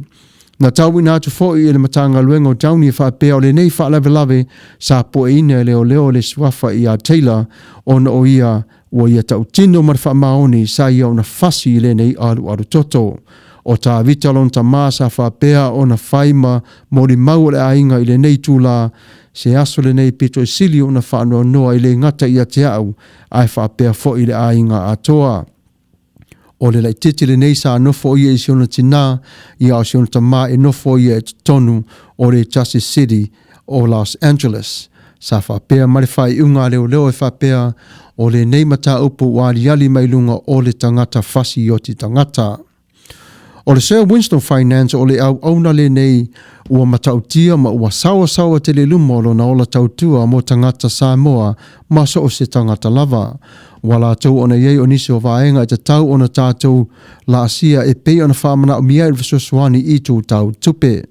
O aso nei wa avea so Winston Finance ma sui la o tangata inono ngā tupe wha pisinisi o loa whatau watu ma whatau mai no ngā tupe wha de malo ma le tele o nisi mea e tele.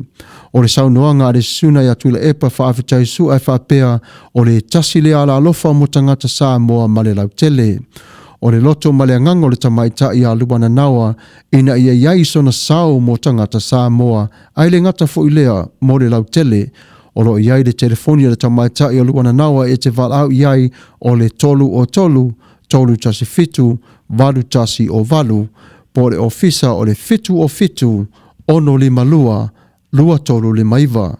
O a tātou tala nā mai lau whanua o USAID nei tula, ia whaftai malo lau whasau au nei o Samuelu Alapopo Tuavao Matafeo, si whafonga o le tai au for Radio Samoa, so i fua ma ia manuia.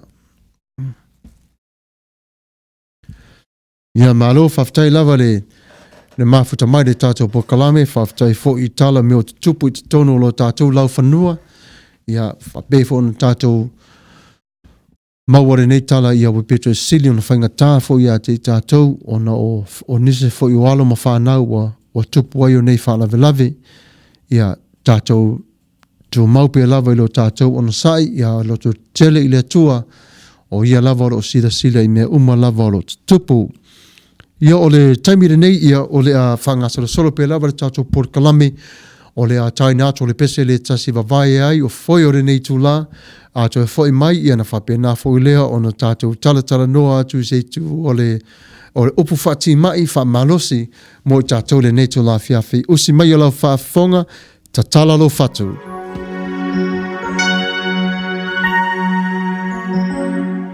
Eo. Ia o le asko ngai ni. E kamare. Ele ke i mea a. E whape fo se uso miti.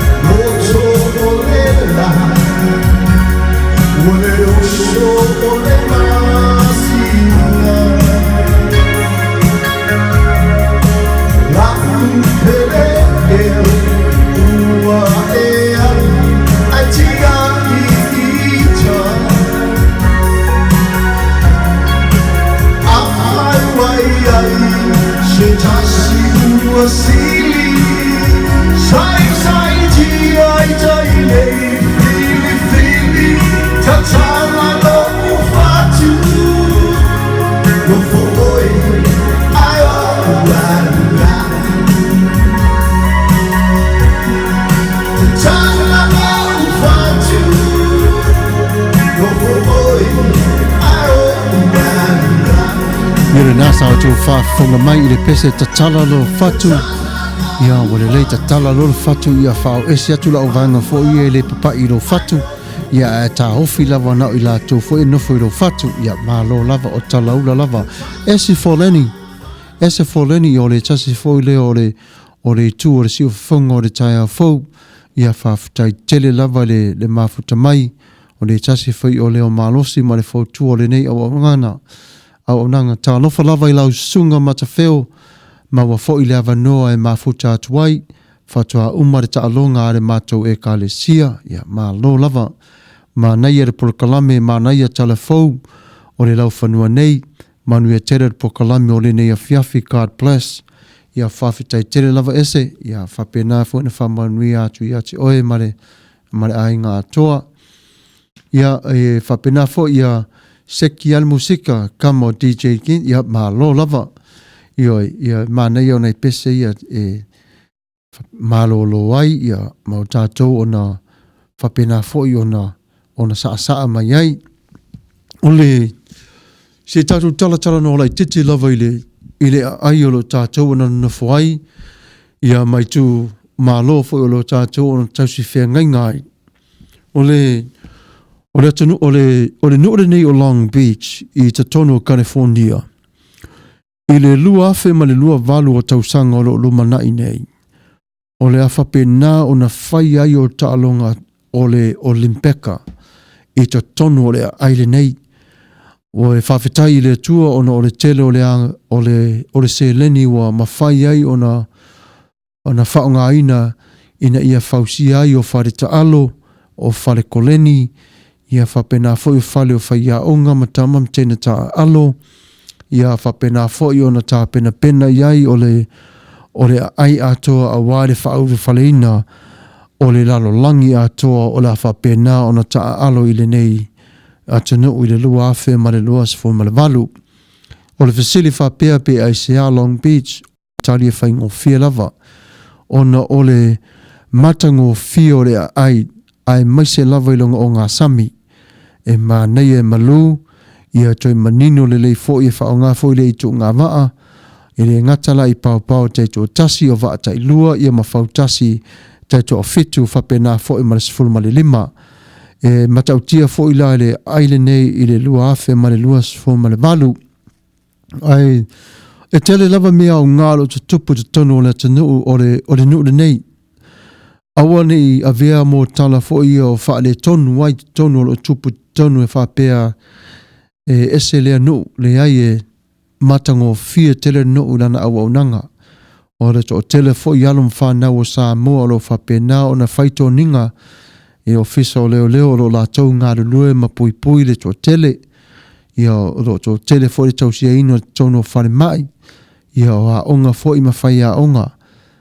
Mana I tele le au nanga le ale aile nei nasa whapea sausa taimi ia po siasu ia te wasiasi I lunga o le City of Long Beach.com ia no tō mata la le ma nei o ata wa umana tapu e ina mawhata o tolia ia o nātu te wā ai ato o toa ia i le mā neia o malai ta alo ia ma le swimming pool a whai e tau wanga a au ia whapena fo i la whai tau ia ta alonga basketball ia whapena fo i na whai ei matu o ngā whautasi ia mato telefe o sawa linga mamata anga e to tonu o le nei ai ia mana tua le temi muli a sa tupu i le Olimpeka whape ese le tau ua o le tasi le awhi iwa se lau iwa ono. Le sai to tono Atlanta. Ia mana tofo i tātou le nā Olimpeka ia sa tupu i whala lawe le pomo vore sa pa ai. Ia o aso la nei ia wa matua i popoto lava i Amerika. Wa mai a fo na iai le vaenga o le tausia o le file mu ma le puipuina o le lautele. Ia whapena fo ne lato vaenga tupe wa mai e malo ma le ofisa o komiti o onga mata alonga e fesosoani mo le awa wino i lato. Ia le ngata fo i lea ia mo le puipuina o le lautele i le aso mo le wha moi. E talo tuai mo tato umalawa de tato au mafuta wha mole ia manatua ia lea aile nei mo le wha moi i aso o iluma i le to tele o le awhapena o na whatasi mai. O le aso lua se fulmariva o le masina o February ia ma le aso mua o le masina forward ia whapena o na whatauno winai o le lakapi o le taito o fitu i ta tonu o le ai o kasone.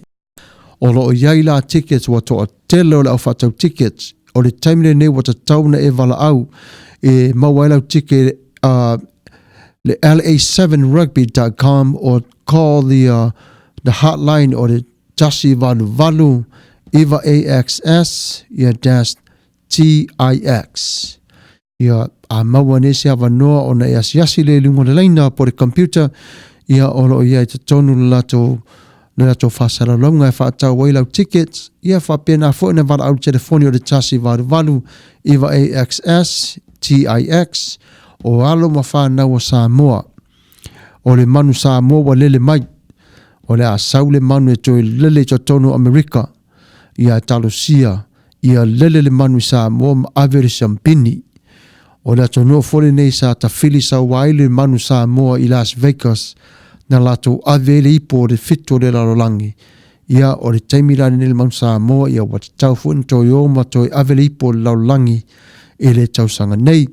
O tālonga la nei ua suia o le toi whaia i Las Vegas a leo whai ne tono le aio kasone po Carson ia o lo whai fo i le malai tono o le arkalapu tele ia o lo tele fo i lava le tele a whapau yeso whale ainga o lo fuafua e tau whatuina mo rea neni aso ia po le afo lava se pufo le whapea whatau wai ofu ia whafso tai mai le si ufonga o le tai a fo radio Samoa te mau mai le tele o le whaasoloina o le polkalame atoa ia whafso tai mai le awhionga le IT a whawhitai sua ia o ia na o lo whapena o na iai fo i o lona lima tau tonu le whaatua toina ai mai se fo i le tau mawhainga ia whapena fo i le tau po inga tele i le tātou au ia ma le to tele fo i o au tele mai le lalorangi la whapena no la tōna tā alo ia o laka pi fitu le nā ia manu Samoa ia tangata Samoa umalawa ia aua te nofo. Sau e whaatau ticket. Ia na e sau foile ia yasi nai tama. Whaatau lofa mnunu lima pue au tau wata ma tama nei o tama tau ta ua tama.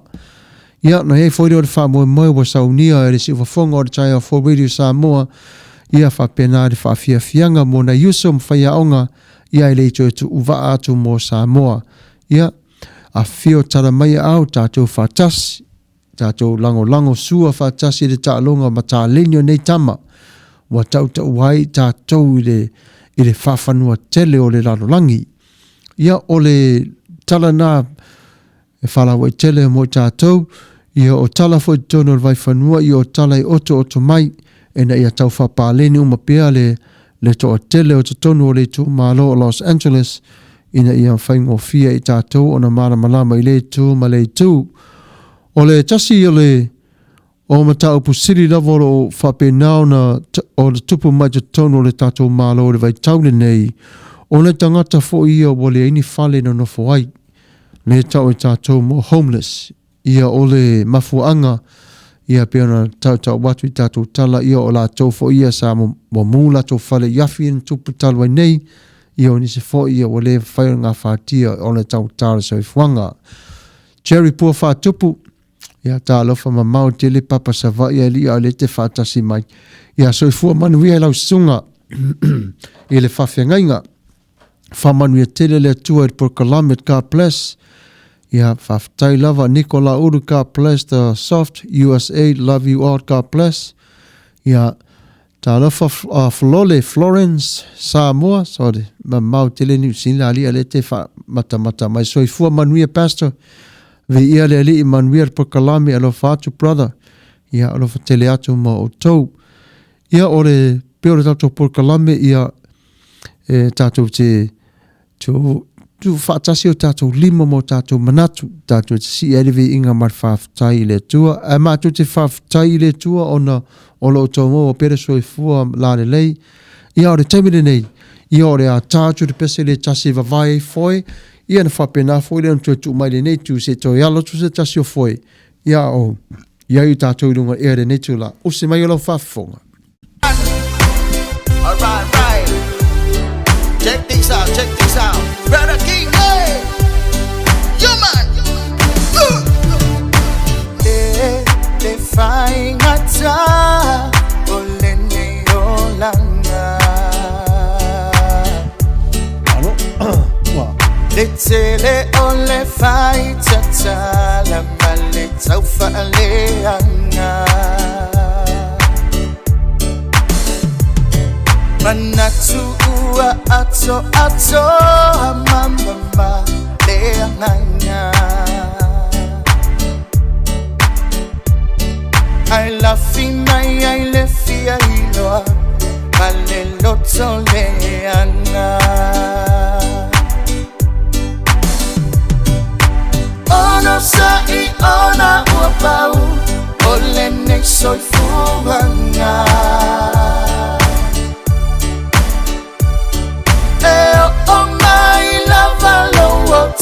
O fai o talai tangata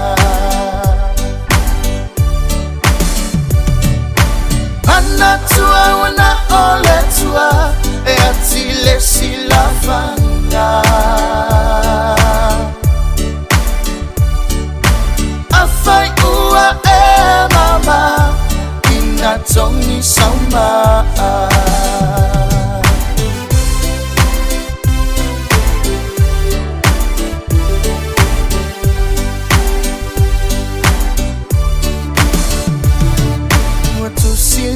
Mai ia oe I vai na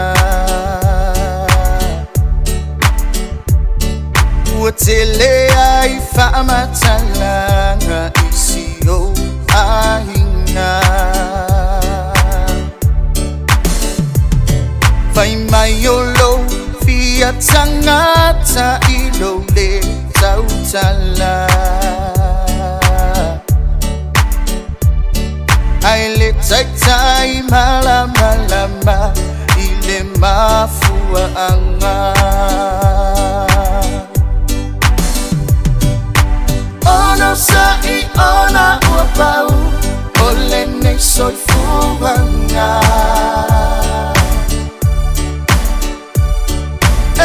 O mai lava lo oti o fai o talai tangata Mana tua wana ole tua E atile si lavanda Afai ua e mama Ina tongi sama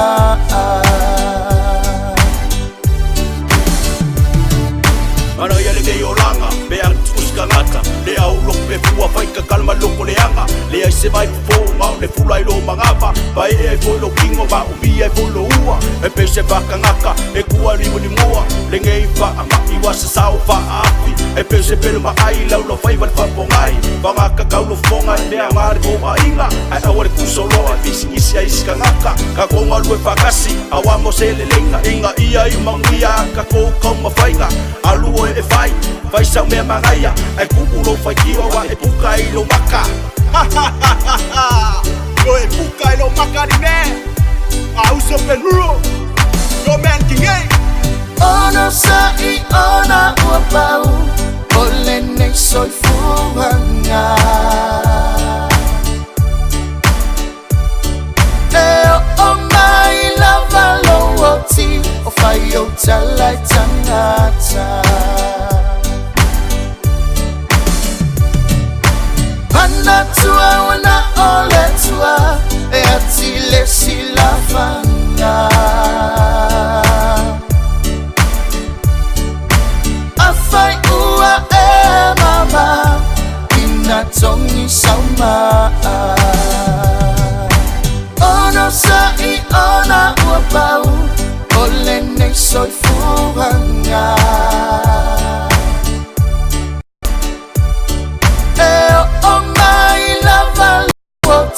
O fai o talai tangata Mana tua wana ole tua E ati le silafanga Iau ngā tele upole nei pese e whaile matoi wha manatu i a te tātou. Aua i tātou o na whai o se tala e whati ngā, po se tala e wha leanga, ia po se tala fo e wha o ti ai o se tasi, e le i whai o se fuafuanga whai misa. Iau ngā i e whai mao onga i a te tātou e wha manatu ailo tātou o langa wha kerisiano. Le o langa fia fia, le o langa tāpuai o le tangata. O le tala fo i lea Iesu sa whapeo na ia ka ngana i te tonu le tuspa ia. A whapela wa mama se tasi o tau i le siang sala ia tongi la o tau se maa. O le matango fia ma le maa nei o le whaapuina Iesu o le tangata mui mui wa sa whapea nāna la tō na whai tala taula malama.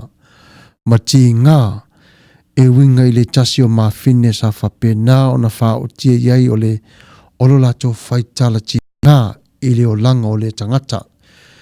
E au ngāla ia te tātou te nofo au ili ma tō e sā ili o tātou. So e su e fo lava i tātou i o tātou loto. So e su e fo lava i tātou o tātou tangata. A tātou whai o se tala. Ia whai o se tala e vi i ai le tua i le hola o le tangata. Ai awar whai o se tala e oti ai o le tasi tangata i ati oi. Nare winga pe ele ma mafa o au upu, ma maleanga o au tala, o le tala leanga, po le whai tala se se. E o ai mo mafutanga i le vava mamao, e ma lepe ai o masaninga mafutanga. Lala fo nā tātou whanangolongo iai upo pese, alo tātou watu no, o le e ese le ma mafo le ngana o lo whaongai ne tonu. A le tele lava o pese whaongai whautuaina. E fotuai, ma toe a oai, ma toe whaapoto ai i tātou.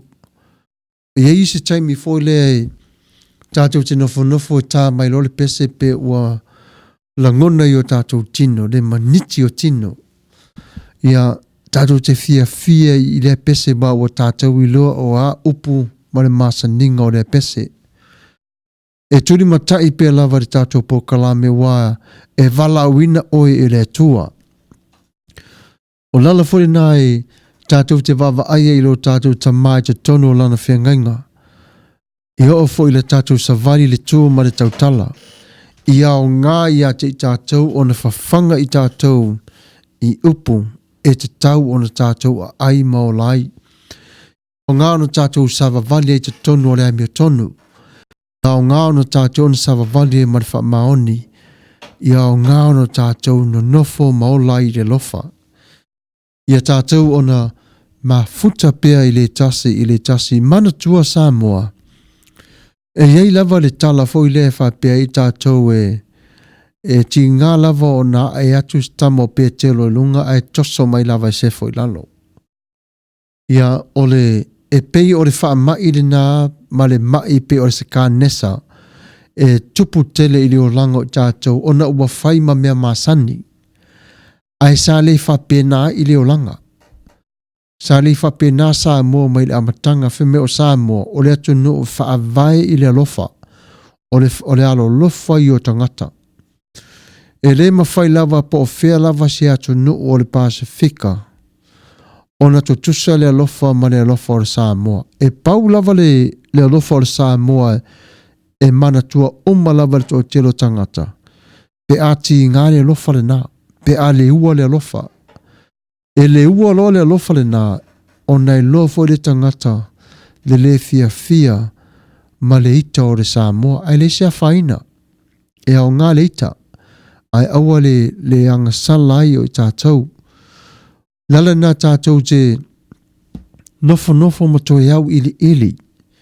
Su e lava te tonu o le whemai le tala le tamā loa lea o Wesley. O le tangata poto. Ia toi nofo lava ia ma toi su e pe whape whea na poto. Ma nei o le tala tangata. O le alo na winga, whemai whawhea no tā poto. Mai toi nofo lava i tā ua ma toi su e mai leanga malu. Su e mai e tā ua lo tā na nofo i le whaano alo. Toi su e mai e tā ua lo tā ua nofo i to tonu o mafutanga. Ai sa o le tala le tamaloa. E whape nāla leo langa o tātou i Samoa. E whape nāle ngā moni lava o Samoa e ese leo la tautua. Ai o mea ni o mea fau o le whai tala whati ngā. O le hae atu lava o le Samoa wailunga. Ia e o atu Samoa toi toso maile ie lava i lalo. Ina ia toi pa u. O mea na o mea fau. Mea fau mea na. E rei maasane i Samoa i aso ia. Ala whai atu lau tala. Ona sa tu usia le tamalo leo mila. Le taimi o pongi sao Samoa whemai. E tusa lava le pāo le whana ma le pāo whai titili. O pomu sa wha apea na wha la mai whafo le sami. Whemai na alu le whana ta avili. Ai na tutu Samoa le ai masa Samoa ta moe. Tali li ti ngā. O le alofa le nā wha Samoa. Whemai le pulu muni la na ia lava tala whemai e toi paua le pulu na toi. O le a whana atu. Ai tu ai lumo le tatou. Ai tu ai lumo i le toi ina e tapuni. E tali le puni. Le pulu le waruatu. O le mori maula le ingoa whemai. E ese le mata utia o le Samoa i le ola whaatasi. Ia tau te loas toi ina nao te pua tamasese. Toi alwifo i luma toi tali le pulu. Whemai wa fiu palalangi e tau mawhai e sasa Samoa e tuli ese. Ai whemai tu ma le malosi. Tu ma le malosi ona. O le loto alofa ma le loto nuu o le Samoa. Ia Samoa e. O le fautuanga lava. E lea o ia lau puata mawhai ngā. Ai nao na whapea atu o se fisosoani. Le iai ta te musu lava ne te o mai tau wino ita. E se tala e wha le tonu. Ma se tala e wha te ngā. Ai a whai ai maua iso ta ua so o tanga le lei. Vi ia le tua. O le nana fautua tu lava. O te le walu sia o le whau. Lei o te whaaloalo mai fo i lau sau whainga. Ia whapena fo i ona o matau fo i lo ta ua vada nofo. I le whea ngainga whatasi ma le tua lo sila. A Samoa ia tu mau i lo walofa. Awa ni ia ese lo walofa mai a te oe Samoa. O a lava tala whai matala whati ngā. Matala wha malepe a inga, wha malepe mafutanga. Taimine neu te suia. Taru sia ia i te tono le afi o le ngā ia te oe sunu ese ai. o nā tala whaatupu ma tala whaati ngā, a ia au mai se tala mai le afi, e whapena o na maua ai o le fia ma le saorotonga whaatasi. Ia o le taimine whaatalofa atu ai fo i le uso ia Esefoleni, ia son request please pe a tala whengai ma le taimi whamare mole whawhatai lava RSA band sa mo taute, ia e whetau lava o lewa sauni to fo i le ia le whiunga le IT e whapenana whatau na wina le song request le nei taimi. Ia o nauna tu watu pe lava le tato malama, nei e le whapeo o whai atu hapeo se upawati ngā mai se tasi, nei nauna whautua atu lava. E pe lava o i tātou, po lea lava le tātou o nanga, po lea fo i lava le tātou a futa lea i e si i lava o tau ilunga. O lea ngangare nao Yesu ia oi ma, mai sa mua, a lava muli, o lo nā lofa, e tuu o ilunga e wha mua o iluma. Ai sa vali atu i e tua. Samoa a tātou e fo i le tūsia Ioane na tau nuu atu i Samoa. Ma o e i tā le alofa tūnoa. Toi te patau la i lava. Ia e hau ngā mua oi ma. Ia veo o lo nei ngutu mo lo fonga e whai ma whafonga alofa. Ia mo i lato umalava o lo o tātou o na whatalofa toi o tātou lima. Ia avi ese mai o tala whati ngā te tonu. Tō lei ese le whiri o lo ia whai o whaso songa e whati nā i o oi mau. Ia alofa i le uainga, alofa i le tua, alofa i le lautele. Awane e ite se tasi e tua oi atu ia te oi a ia e alofa. Wai alofa fo i e so ia te ila tau. Po ha lava se sem whale tonu.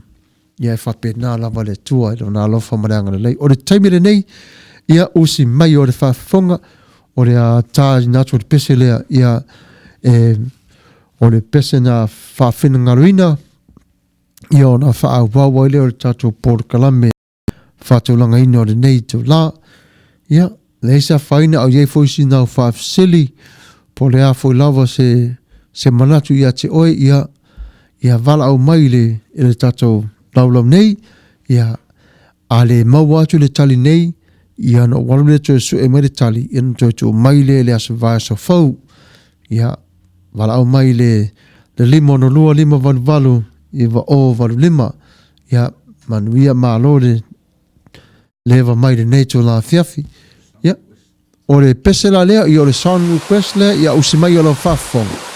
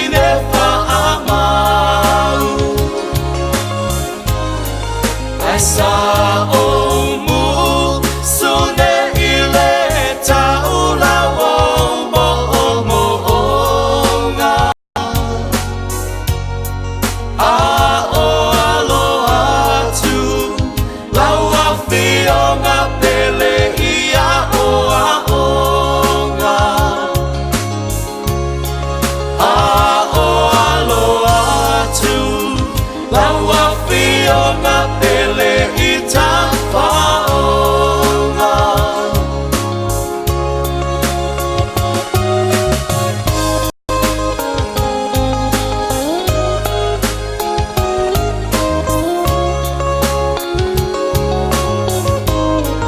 Ai ui I lea, o lea o whaatali pea. Se upu e pa umai, yo ufofonga oe o la umana mea. A o loutu, ui whaamatanga ele aonga. A e tele o mana tua, no upolonga I le timu malela. A e tele o mana tua, no upolonga I le timu malela.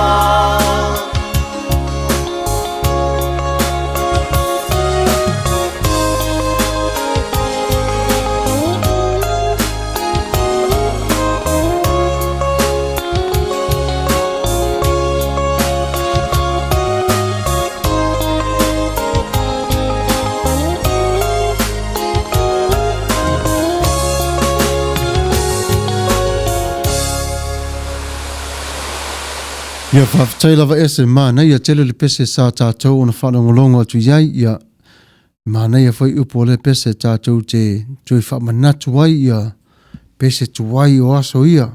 Ia re taimile nei ia o le a tātou sāwariwari atu le awhionga pa ia le atua ia se upo a saunia mo tātou le nei tū la fiafi. O lo tātou sāwariwari pe lava le tusi o tito I le mata upo mua mua I ala whai upo sifuru se whangata mai le sifuru mariono. O le tusi a Paulo I a Tito I le mata upo mua mua le whai upo sifuru whangata mai le sifuru mariono. O le au whaita wine whapea a wae to a tele o e soli tu la fono. Ua tau te tala I upu le au ngā mawhasa se atu. E sili musa le au peritome. E ta tau ona punitia o la tau ngutu. A wā ua lātou whāliliu ese I nisi tangata atoa. O lo o ao I mea le tatau, ina ua mata pea pea I le oloa.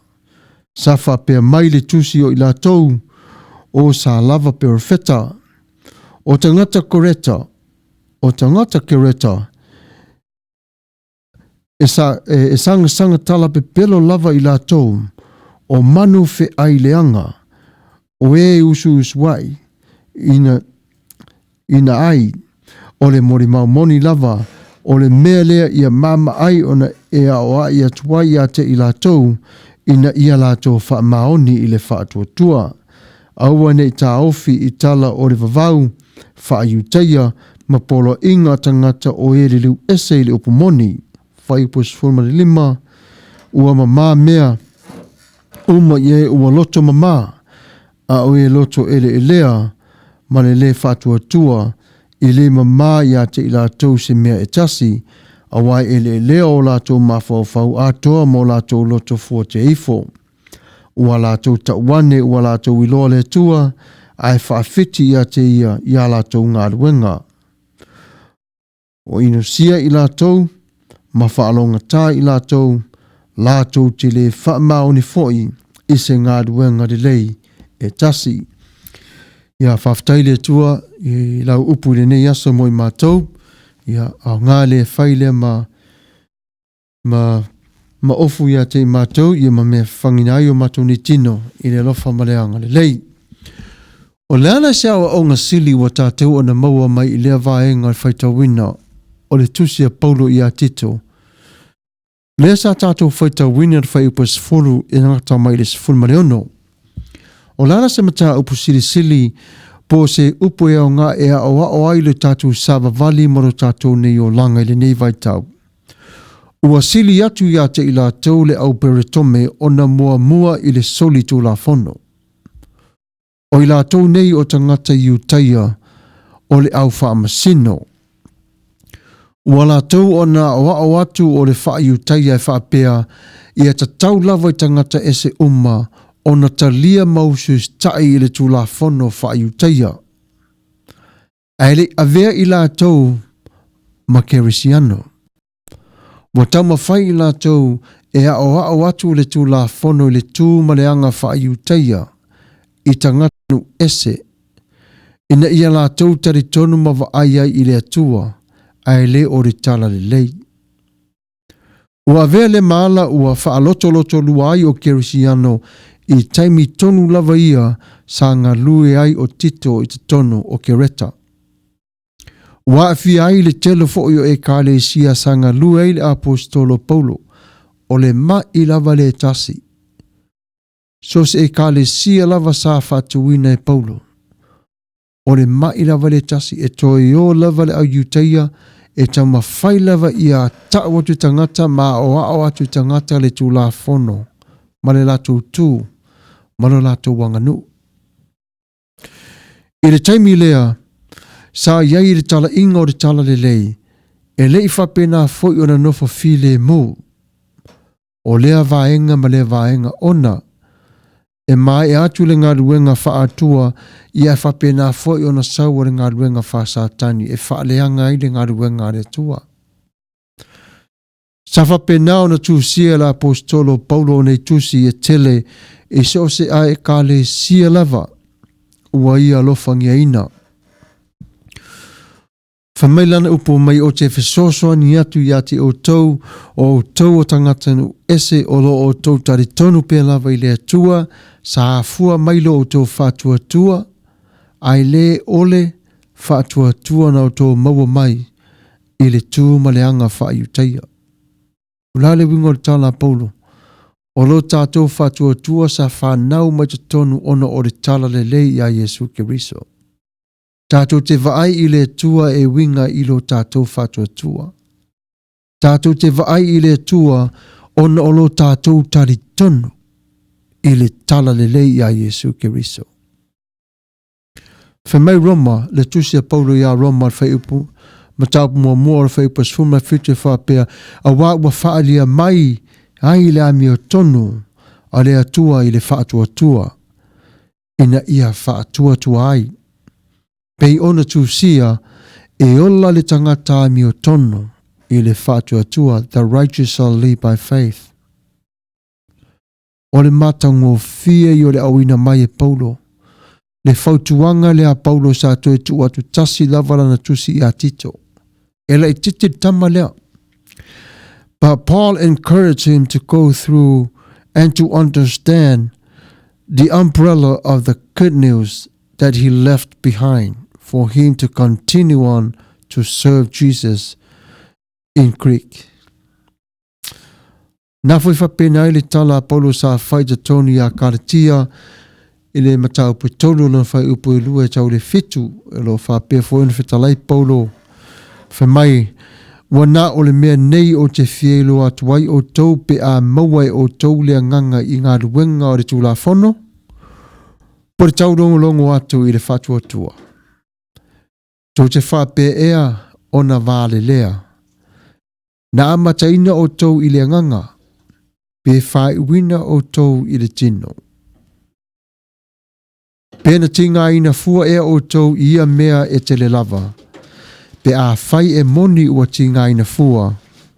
O le ua avatu i ati o tau le nganga, ma na whai a vāvenga i ati o tau o ngā ruenga ia ari tūla whono ua ia whai ai. Po le tau longo atu i le whatua tua, whapeio aper amo na whatua tua i le atua, ona tā ua i leo ia, e whai, māmi. O le wingala nao le tala Paulo a toa le toi whamanatu a Paulo i atu oe mau. Si whafonga le tai a whaure, le tato a inga le neito la fiafi, po whelawala e whaafonga mai ai. O le whatua tua na ia te oe. God graded you righteousness. E sau whaatasi mai lava i le lainga whaatasi ma per amo. e saufa tasi mai lava le ainga le fatua tua e afua mai tonu i le whengainga a le atua mapere amo. O le mafuanga tonu e tu tulu lava loi mata ona o le alofa. Ioi, e tinga fo i le loto ona o le alofa. E manua tinga ina fo i le anganga ona o le alofa. E mo momo fo i le ola ona o le alofa. O lou fatua tua ua ta uai oe o le ata lii po le awhawhine po le whanau a per amo.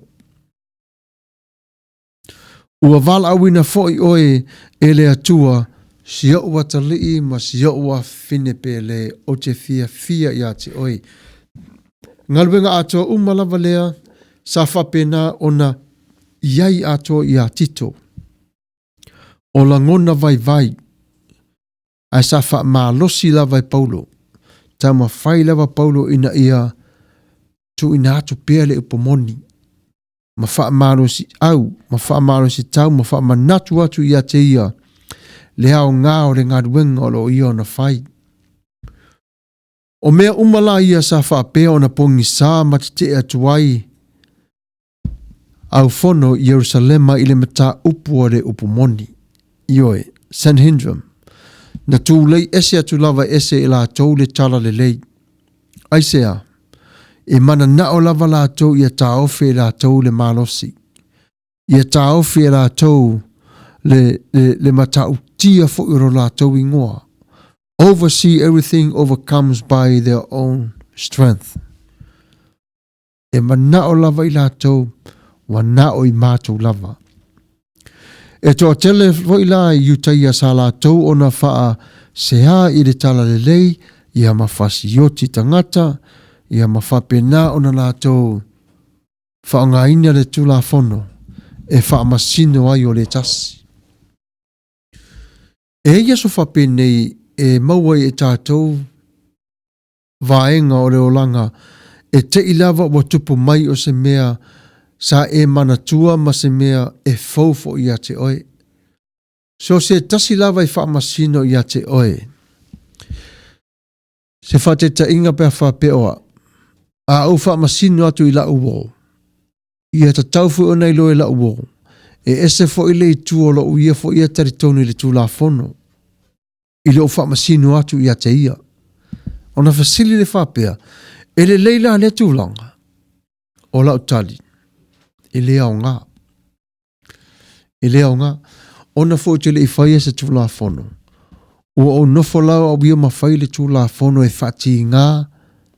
Ma avea ma wha ma mawha i le tasi. E leo se whina ngalo le nao le tua. Le ala le nao o whai e le whitalai ngā Yesu whai mai. E ese lavaringa ngana o le whatua tua. Ese ringa ngana o le le whatua tua i lea. O leo nganga o lea nganga. Maringa ngana a le tū la fono. Ese. O le lofre nao le tua ia te oe mau. Ia o le tasi vainga tātu te vai iai. O le tele lava o whawhita auri o vea le mapei o ka nesa. Like a cancer. E to tonu o tato e ka le sia. E tau mamātu pe lava. Ona o le mafu anga ua tele i tātou i le tūlanga fo ulea e whapea. Le ai. E tele au ngaruenga e whai, ai la i titi oe. O te sau e teu le wharisā ia sa uma. Le ai o te ale avele mea e rwhewhi au ia sa uma, ai te aru e ta aro laka pī, kirikiti, volipolo, po le a lava se mea e whaia. O na ilo le whatuanga whapea, e whapea uma lava le wha mai le sa tupu te tonu. I le malo lea o Crete. Aisea. Sa wha penalo la tova ai i le malosi. Ona foi o le motu lea sa wha o ngā ina e a o ai i le au taua roma. E ko leni ai i le vai ngā tau, ma le vai ngā au. Ia e nofo le mai mafo fau. E leiti ua fo i la avi e se mai le au tau ma le atunu ulea. Ua matua i le anga whaia lava o mafo fau. Ua na o le ita lava ma le pule. Lai o lo o mawai. Lala na va ai nei fo ima e toi fai tau ia i le tala anga atoa mai o le vaenga o Roma Malo la tō fo i sau i te tonu o le larolangi. Pule fasaua, pule le malosi. Ia wa tu uala e paulo le nei alu toto o tito. Ina ia nofo fole te tonu ia ave o ia mamaa tuli manu. Mori nei vai tau. Ina ia tau mo fai pe lava e awao. E awao le tala le lei e winga ia Yesu. E peo na tau tala paulo i le tasi o anatusi sa whapea. E manatua pela vai paulo po ngam whangata sa ia na whafta iai. Mane e kare sia ilo nasi asi atu. Ua le ngata foila lea i a mionga whaile tau. Io i la tau fo e whaasua vā. Io i la tau fo i wa matua le ma whai lava o na whai o se ngaluenga le alofa. Ona o le tupu tere o le ita. Ma le anganga wha msino. Ma le whape atu, ma le whape mai, ma le tusia i o lima. O le ala se apo inga mo i tātou wa maua mai i nei whai upe ono sa tātou whai tawina. Wha mai wa whape o nā apo i atu paulo i a tito, ia e wha maoti lautu mau i tofi, ma ia e mataala. I le toa tele o lo o le tala tau whaase se. O isi awa o pepelo ua pongi sa i la tau. Ua whai o la tau lava loto o upu ai ua le whata i tai. Mai i le la au le ola. Sa awa o inai o i la tau. Nare la au le ola. O le tuspa ia. O isi ua whaaleanga ina i la tau. Ua tino i whakerisiano ai leanga le loto. E whai a vanga ina ua maua o tupe e tele i le lima. E tele le au nau i o lātou lava tupe ma veo i lātou matofi e sili atu i ta tonu o no fua inga wha e kālesia. Wha pea a tele mai le tamao a inga ia ono so ona whai ai leo le marosi. Ai leo le fina ngalo le nao le tua. Ua tele le nau, ai ngalo ai le tua, malo nā lofa ia te ia. Mana tua foi taimi ia o lo wha sawa pe lava ti Apollo i le telo le taimi le tama whai e tā fiofi. Le tupu hae o le kālesia ke riso i te tonu o le lau ele le nei. Mana tua foi nā o Yesu i ona au so i whamai mā reko e suma tolu lua suma le lua. O luka fo i lo mori mau o ngā luenga fo i luas furu mai luas fumariva i o te Salonia fo i lo mori mau i le mea lavre ne tasi whai mai le tusi mai o tusi umanei ua whamanatu mai ai i o tātou le a whaina ma le whivava ainga o lātou whaatuatua whakerisiano malona whaavae. O ina tonu lava o to ele whaavai o lo whaamanatu mai o ai le whaavai o le tali o Yesu ke riso. A o tusi umani na o ai e Yesu whapena fo ia Peteru ia manatua tātou te whaitau ma teu whatu te tonu ia te tātou awane ingalo lo tātou whaatuatua. O ala ni winga o lo tātou maua mai le tusi sa whaitau wina. Ia e te iloa lava le perfeta leanga ia la tau a mionga e manao ia te o tau i le vi inga mo i la tau e manao ia te oe e muli atu i la tau tala inga whaaleanga ina le fale e whaafio ai le anganga pa ia te tonu ia te oe.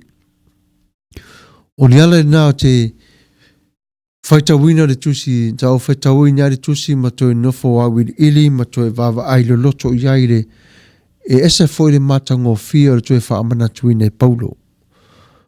Wa o le tu moni lava le neo te whatue, e i teimi foi e te tonu o ko reta, o kia reta e va ai eimo mele lei, ma mele anga umalava i le tusi a toa lava tito.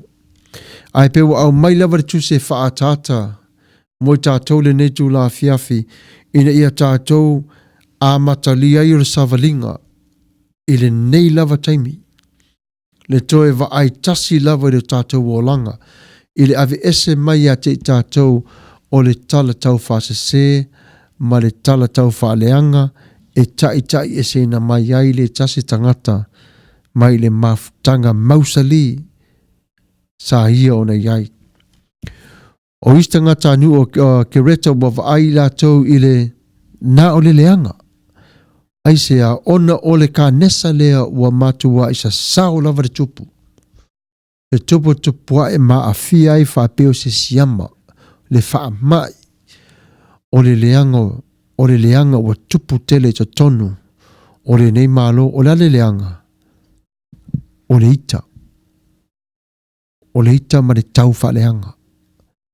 Ia tama whai lava i la tue tau wha leanga, ia tito ia sato mau pe lava tito i le tala le lei a Yesu. Ia talo si o whape nai tātou le nei vai tau. Toi liu walo tua ia toi fau, toi mafau, toi tau sa ili. Lei lava se e pule lava o ilo taimi e tā ua fo i le tua lo taimi lau sue suenga. A fio ifo i le tua, ia se su atu i le tua ifo, fato ese, fa mangalo, talo, o tele ang sala. Fa pena foi la o te talo i le tua i se taimi. O te whaia i le tua, fa mole, fa mangalo mai anga sala lau au na o tele. Fa mama mailo ngutu au tele tau talatu i lau whanau.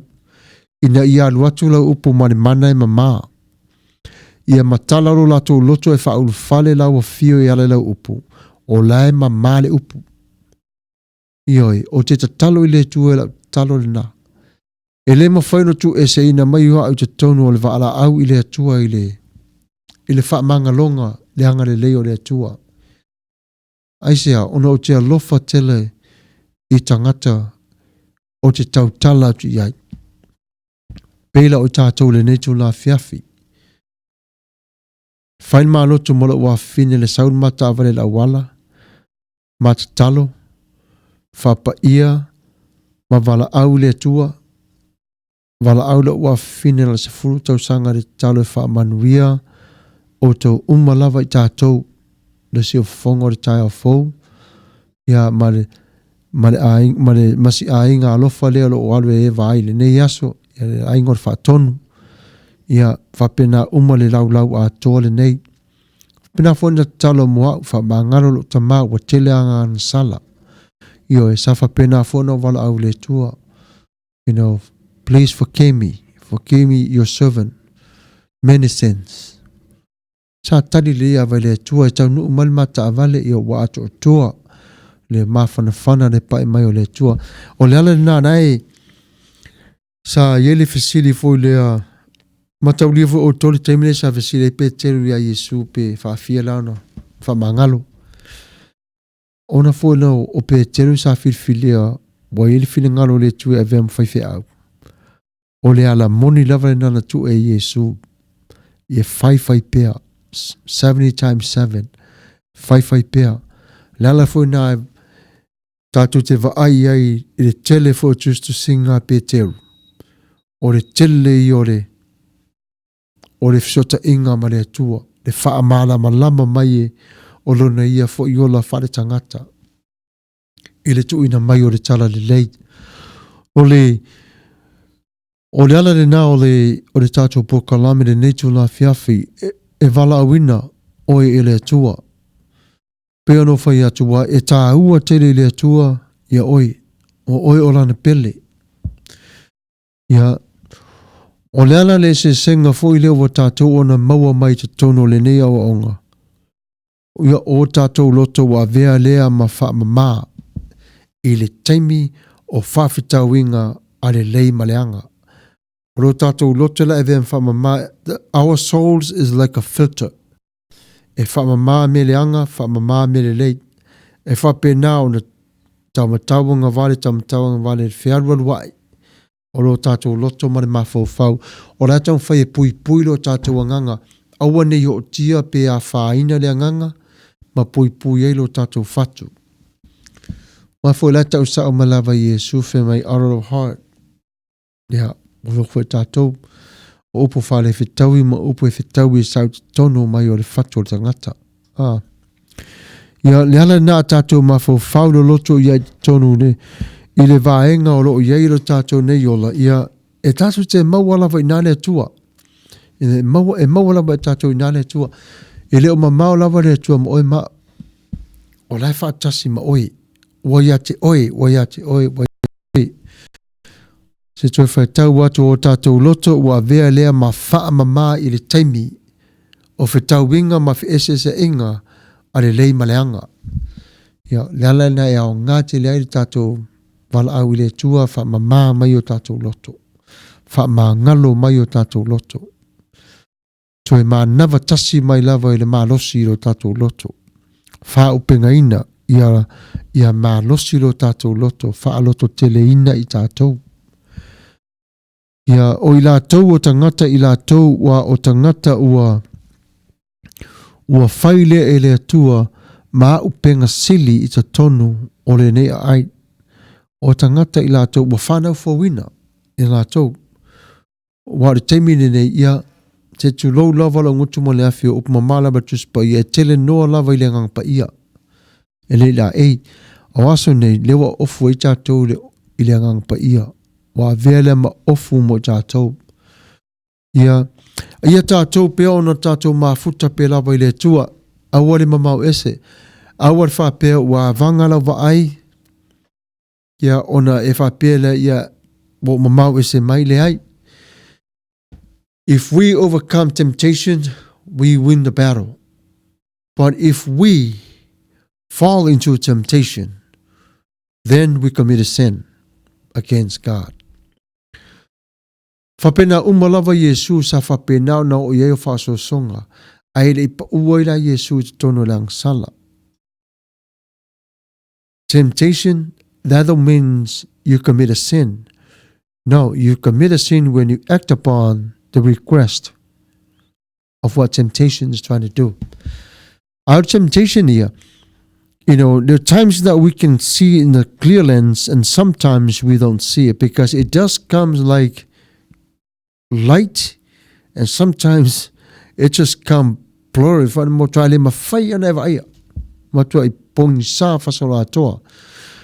Because in that very moment when the devil or the tempter start manipulating your mind will go to the mode that start topping up his own thinking. Either I was thinking straight and all of a sudden my mind goes to the lazy mode. Now I doubt. Is that the truth? Right? Lala fo na lo faire le tala fo da Yesu fa mai ole lukewarm ma le tasi le vai I fa ngale o ngā tonu le tu atoa ia po le fa mai fo le upo Isaia fa mai o le tapo minded. Tangata whaaloto lua. Ia, o me umalawa nā, ma whailawa I tātou ona wa ai le tua I teimi umalawa nā. Awane I o mai lo wha so songa ona wha apela, wa o mai ele vai. Vai oi, o lo vai, e te mawai le tua le teimi le nā. O I nai wha ari tino tua I le tua lona malosi, wha malosi ei oi, ai wha tama ia ele vai, na wha vai ei oi. E pule le tua I mea umalawa I le rarangi nei, awa te pule, awa te fefe, ma futa I le talo, I le whapea mai o le atua I le erofa ia te oi, le ai alofa le atua ia te oi. Hei le whapea la au tapunia le tatu mta upo tuspa ia le netu la se upo whapea. Samoa awane I pei o kereta e mata pea ma wha sausili ia matau I le atua. Ia amata nei ona toe fono le upenga. Wha pei lavo Yesu malon au so o sa wha pei na ona toe fono le upenga. Ona e sauni le te lafo I le tua la whetalaia tuai le tua ia te oe. O le tū nā o le manuia. A tū le ngangana wha Peritania. When Jesus says to you, cast your nets to the right side, that's what you call the nets of obedience. O lou si tai ua e tu ina tuai. Ma lou whatua tua e te mauai. O ia, po le alava le whaiva. Wa whawhina ngaluina Yesu e te ngalue ai. A whapewa walawina o Yesu I le whaiva o whawhiawhianga. Wha maoni lo whaiva. Laula wino lana upu. Wha maoni le laula wino lana upu. O le whawhiaroa I matangata. Wha maoni I le whawhiaroa I matangata. Wha o ngāo au tāleni. Aua le tānu mio au tāleni. E tu mai au tāleni lunga. E whapena ona e alofa tuai fo I le tasi. O uso a tangata. O lo tau wala au Yesu I a te oe. Lona nu tofi. E whai mo oe. O lo whapena fo I ona tu ina mai o lona suafa ta te ufa ta sia I lo tālima. He gave us the authority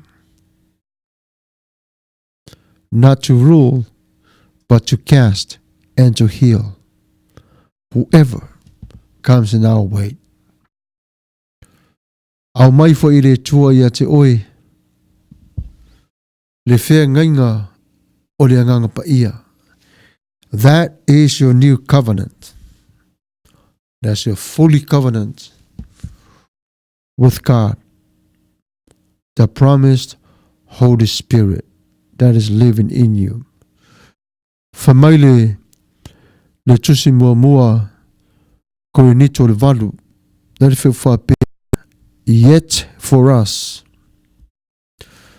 there is but one God the Father, from whom all things came, for whom we live. And there is but one Lord Jesus Christ, through whom all things came, and through whom we live. Waira le mana I le upu. O mea umalawa na whai e le tua, whaavai mai la matanga, sa whaavai ina lava ono o ia Yesu, mo Yesu mo oe. Maliu, tulai, ola mai I ai I tā ua. Ave ese mai ai e le tua le oti sa whapena ona vailua ese nai o I tā ua mai ia. Maua I tātou leo le whaavau. Pe a moni la tā ua, whātua tua. E ore nā le tātou porkalame mo le nei tū la fiafi. Ia tātou te whaia pe lava fua o leo langa, ma le tupu mai. Tau tua ma le malosi, matala. Si whafonga o le tai au fau, le au mafuta. Wa whaavahina o I le tua I le loto. Ma le tino ato o tua wa wha au penga ina fo o I le tua wha e feso. Tuyo of tau. Savali luma. Awane ingalo. Alofa I le tasi. Ma le nei. E vala awina o I le tua. Io le nā tato por kalame mo le nei tu la fiafi. Io mo le nei vai aso o le tewi le nei. Io le tai nato le pese le tasi. Ia e vavai ai o foi o le nei tu la ian whapena foi leo o le tato tuai whelo ai. E se taimi o luma. O le taimi le siwa whonga o le tai o fo radio Samoa o fast fuma tasi minuta te anere tu la fuma tasi le afiafi o la sfareile. Ia e use mai o la whafonga I le pese o saunia. Manuia la whasau sau.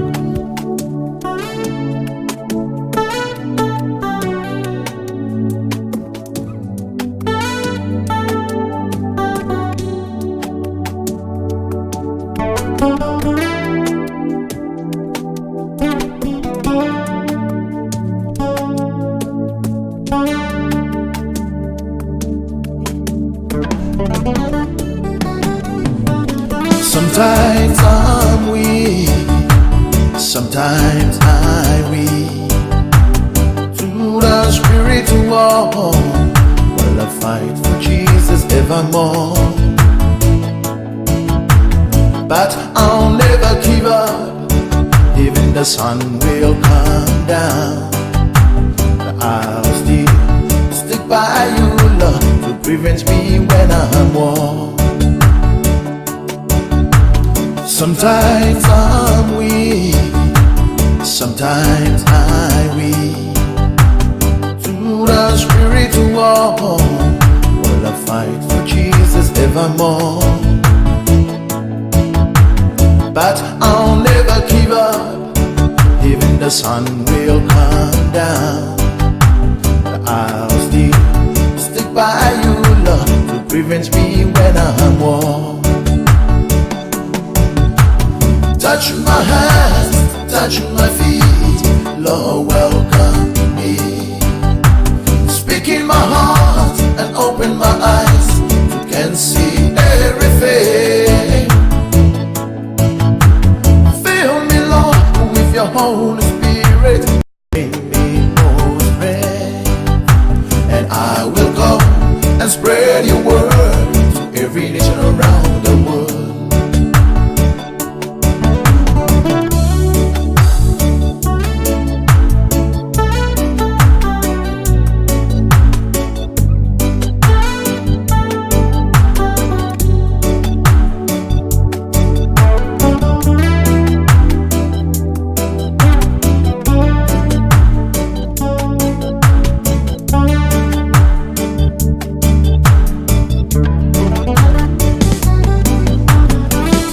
Te vai vai ai, se tai mi o te malo ai, a o tawe fa ale nganga, o Yesu lo tu fa o la tanga,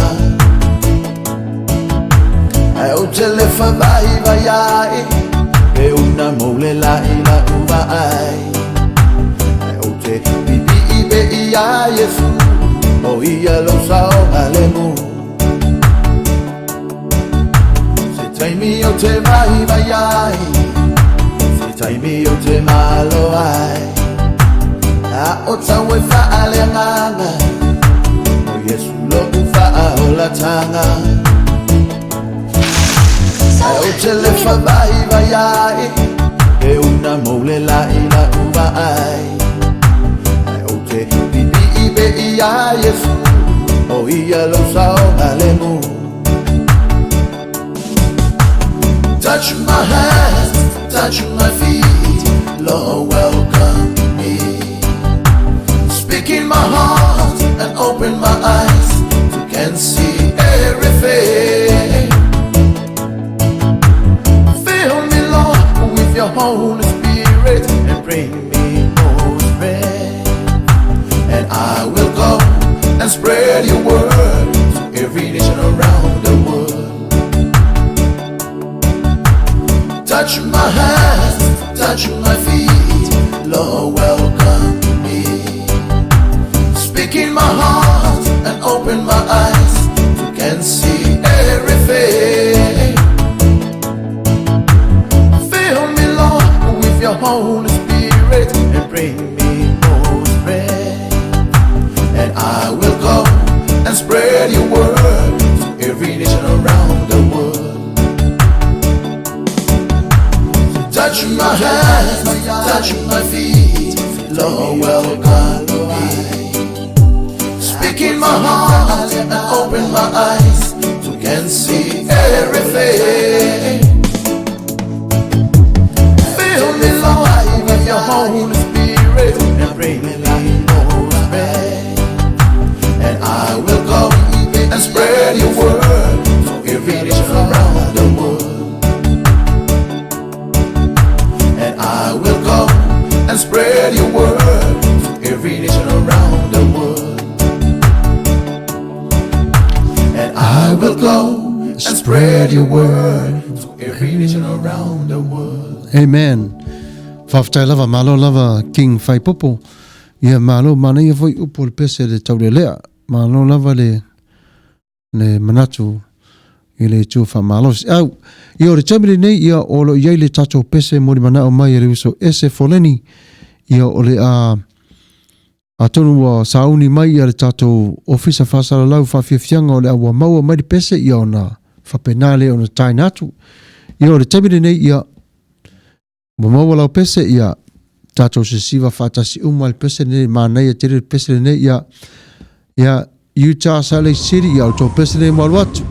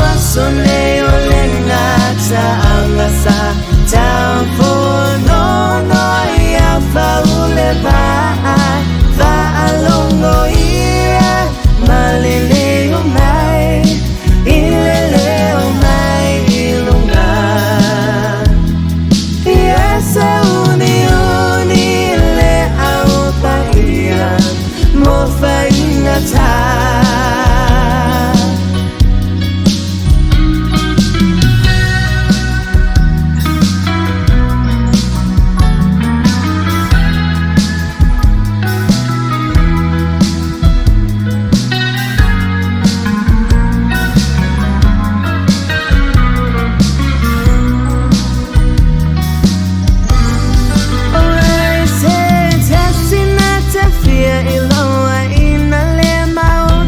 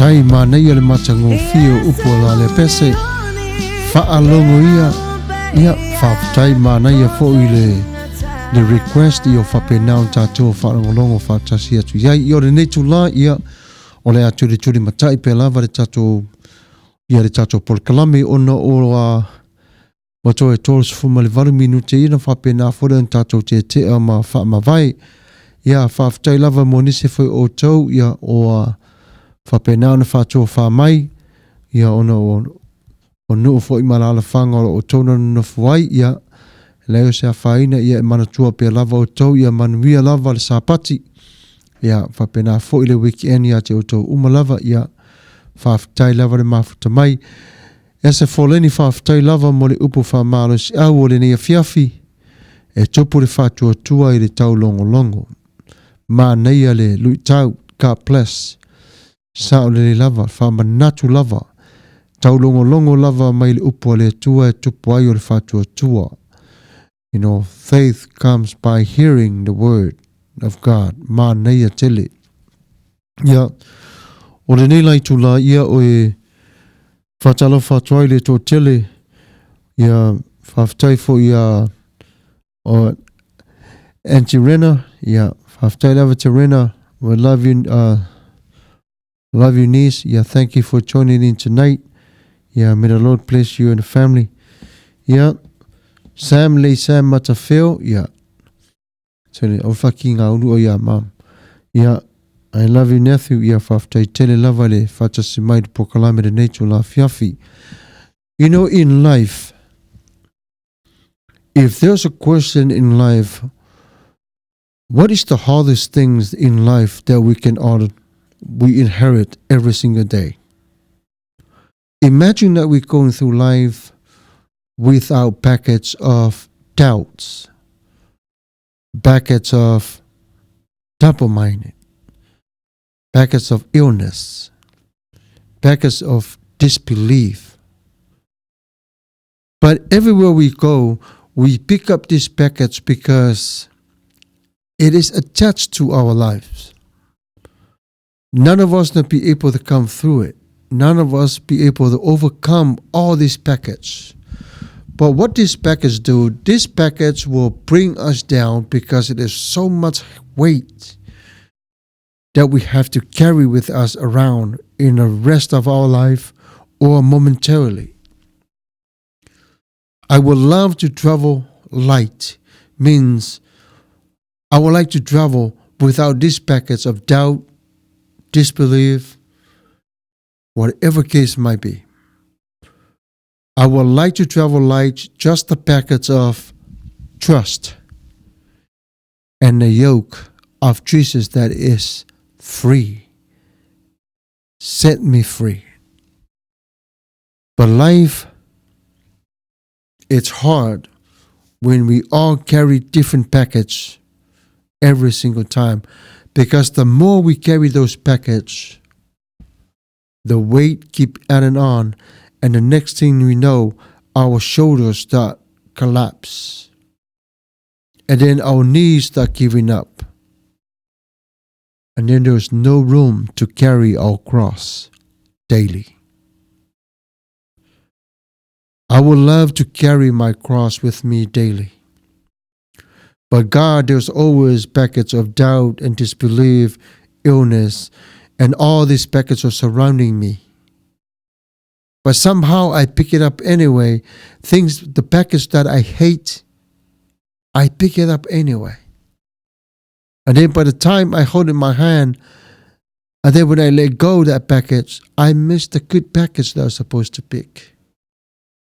The package of love, kindness, joy.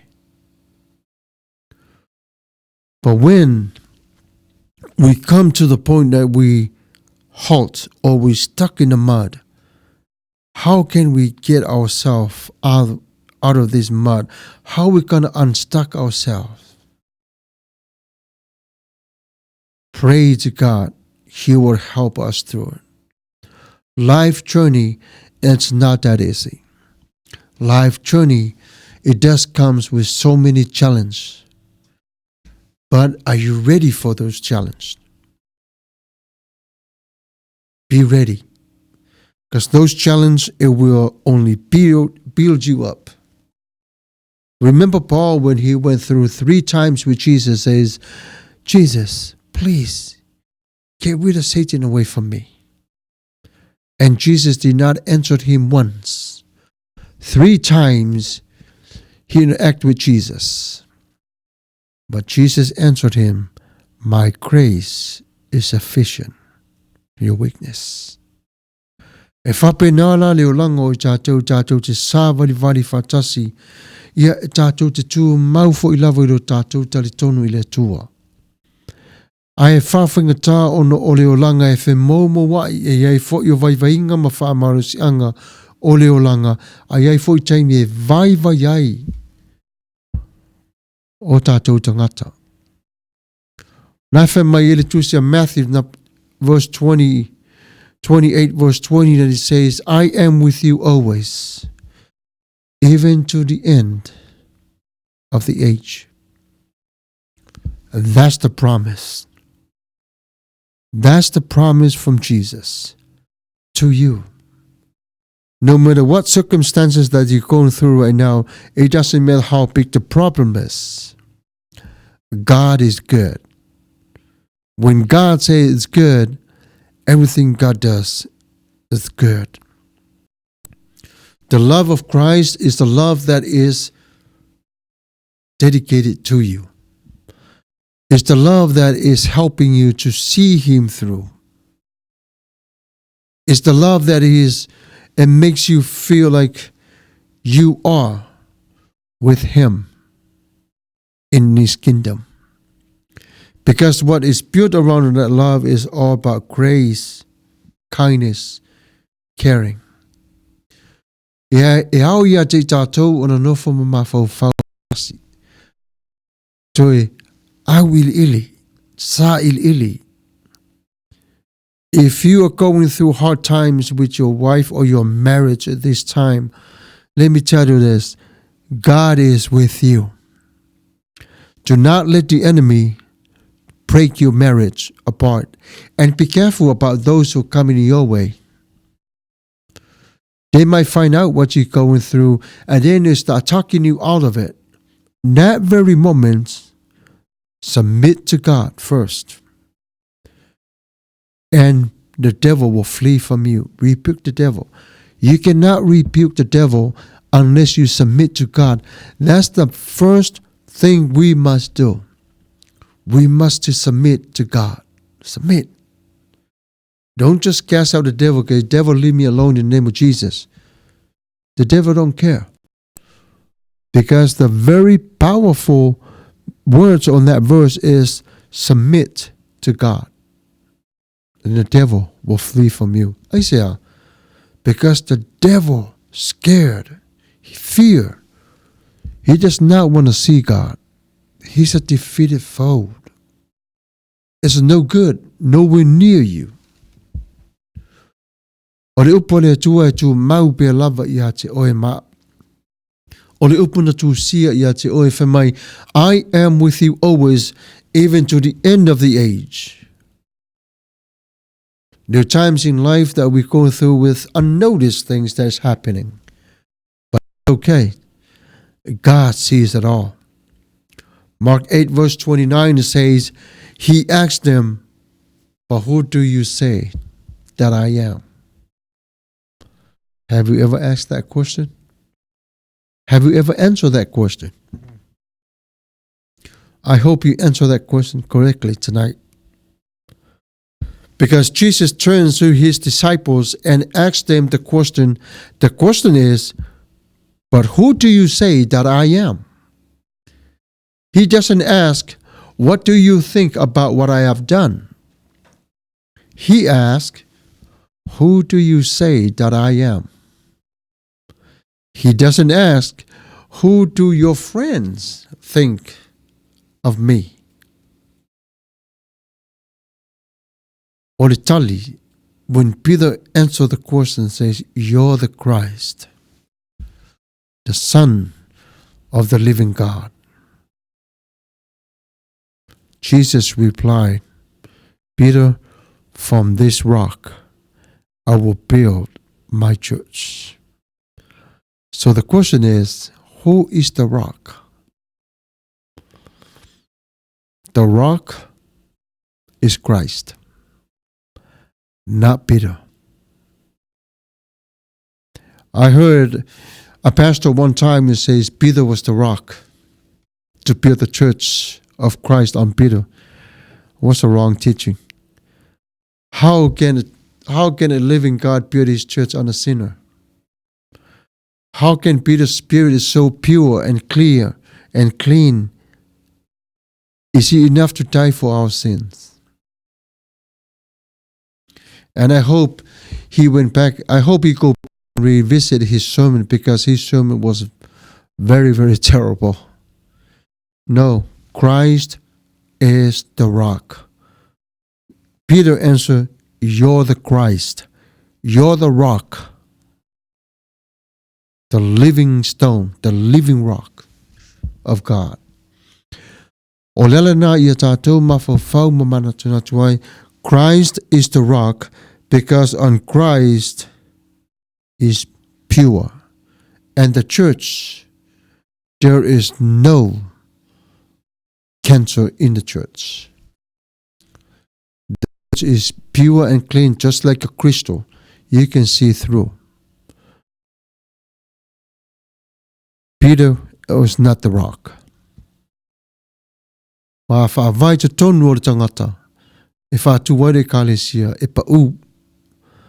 And that's the problem also that we're going through in our lives today, is when we put ourselves ahead of God, we fall.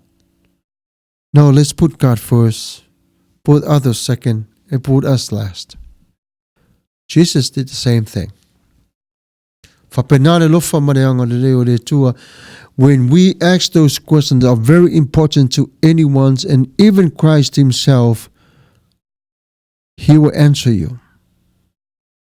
So who do you think I am? You're the Christ. You have been asked some important questions in your life as well. We're human. Will you go to the dance with me tonight? How do you feel about moving to Los Angeles? What do you want to do after you graduate from high school? All those questions are valid. All those questions are truth.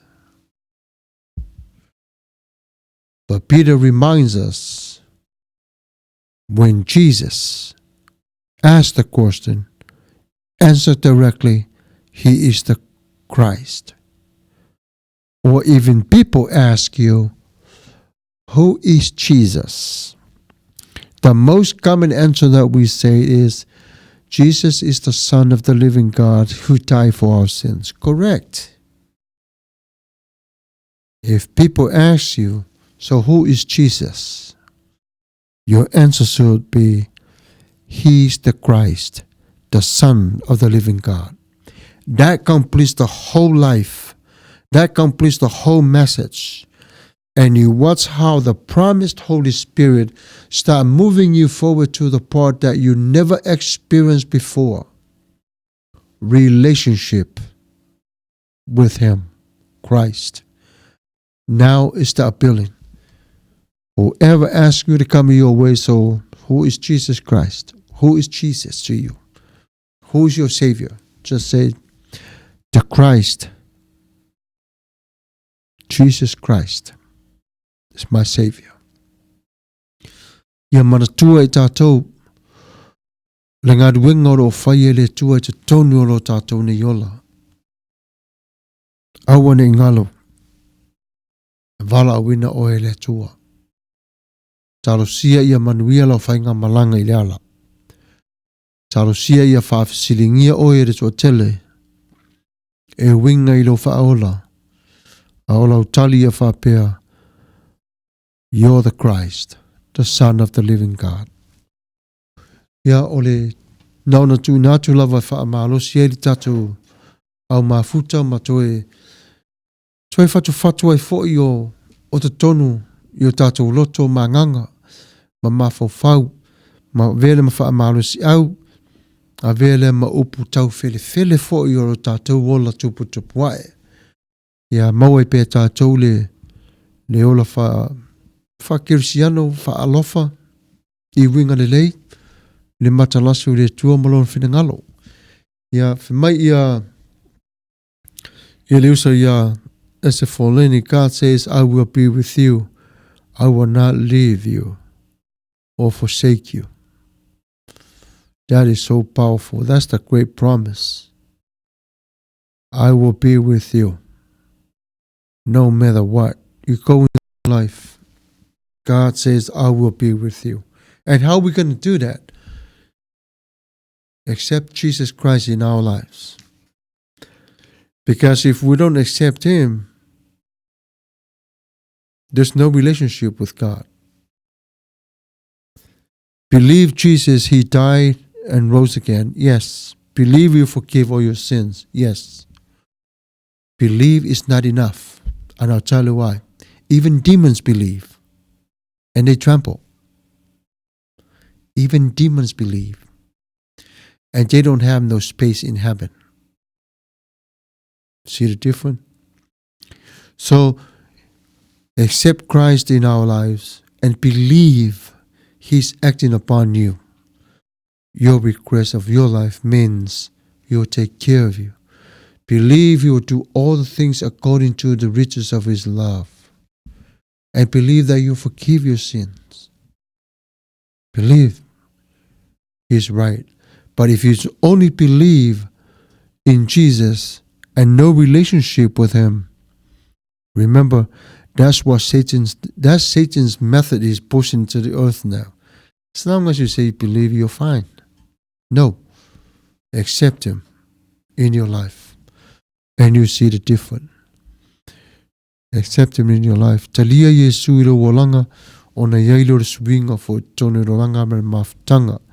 Ia o le taimire nei ia o le tai na atu o le pesere nei e tasi.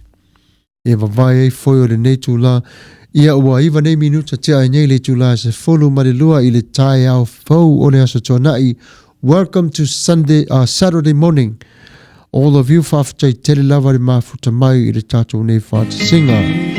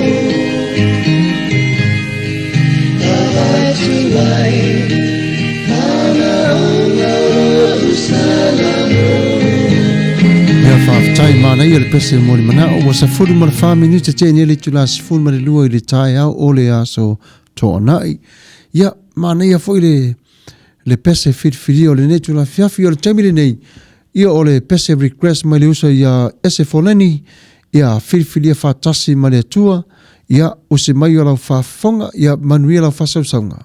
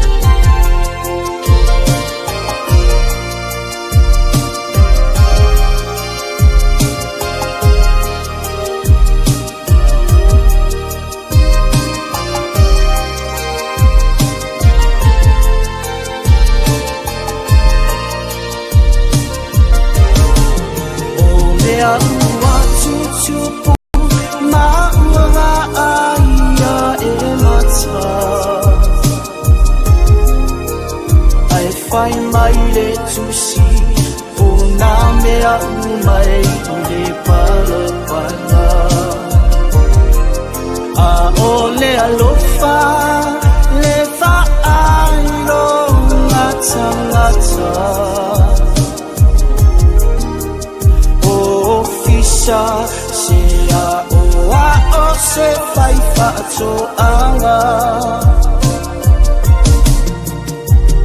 Ai a fili whaatasi ma le atua. Ai le o le fosi o whana matua. Ele o le oa o foringa se vai fia ma le mativa a o le alofa e ele matineia.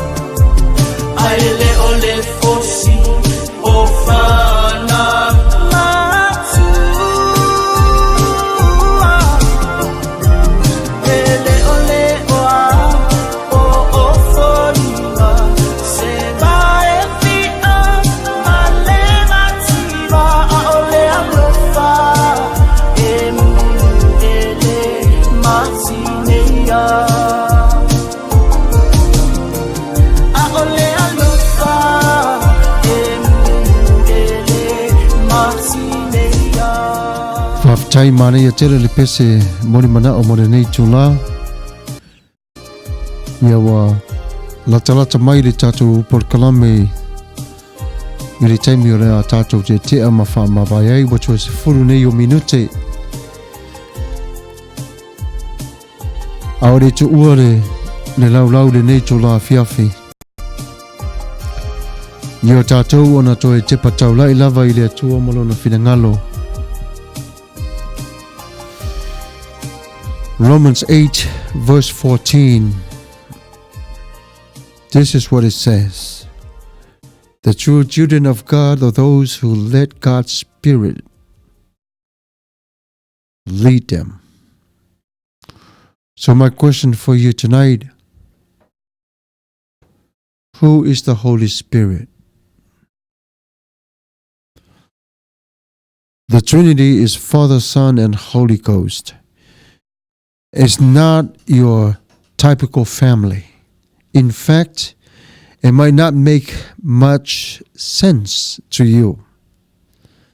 We talk about the Father and the study of the Son. But when it comes to the Holy Spirit, many of us are confused at best and frightened at worst. Confused because we've never been taught. Frightened because we've never been taught to be afraid. May I simplify things a bit. The Holy Spirit is the presence of God in our lives, carrying on the work of Jesus, revealing the truth of Jesus in our lives, leading us into the promised land of the truth. The Holy Spirit help us in three ways that our mind can dream of. Inwardly, which is by giving us the fruit of the Spirit of love, peace, and joy, etc. Upwardly, by praying for us in our needs and intercede with us, for us, and present our case to the Father through Jesus Christ. Outwardly, by pouring out God's love, the Holy Spirit is helping us to pour out God's love. He loved us so we can love others. He blessed us so we can bless others. Blessable.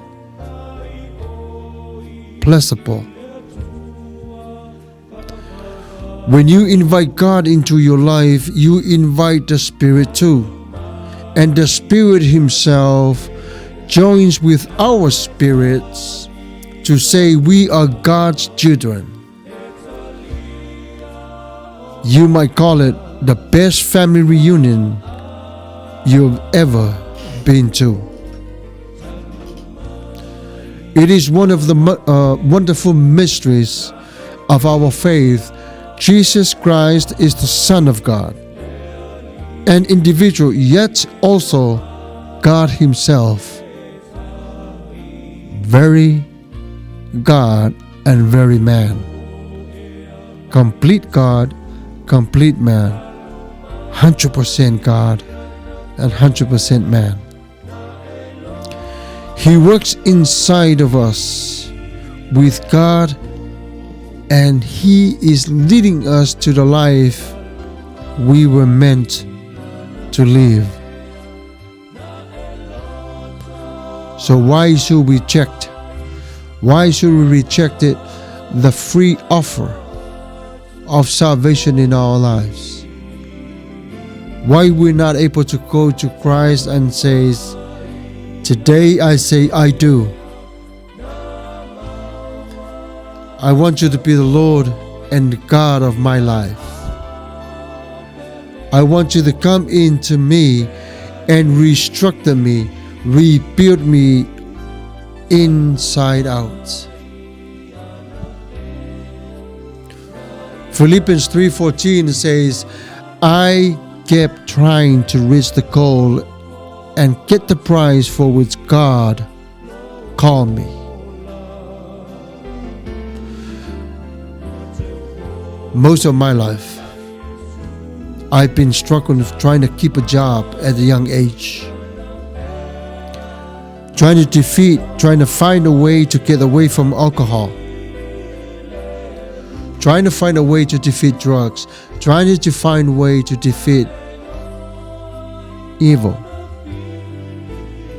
When things go right, I thought, oh, I did it in my way. It was great. That very moment, it was not my way, it was good for me. It was the enemy's way that was good for me. Then I came to the moment of truth when I met Christ. Don't miss a moment. When the Holy Spirit reintroduced me back to Christ, and Christ is being there for me. He was only resounding my heart, filling with sorrow and darkness. By that time, when He saw me, He called me back to Him with relationship.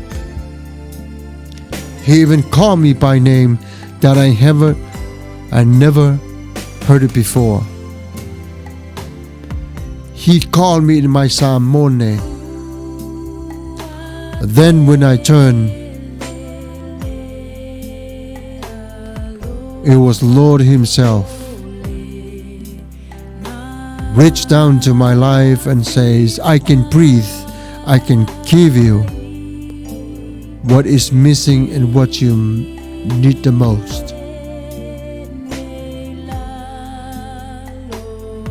I say, Lord, have your way in me, but I'm broken. He said, that's where I come into the picture.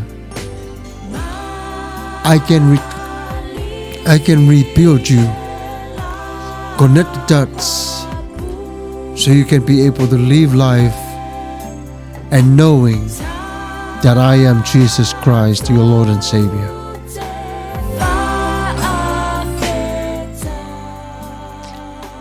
I hope you make that choice tonight.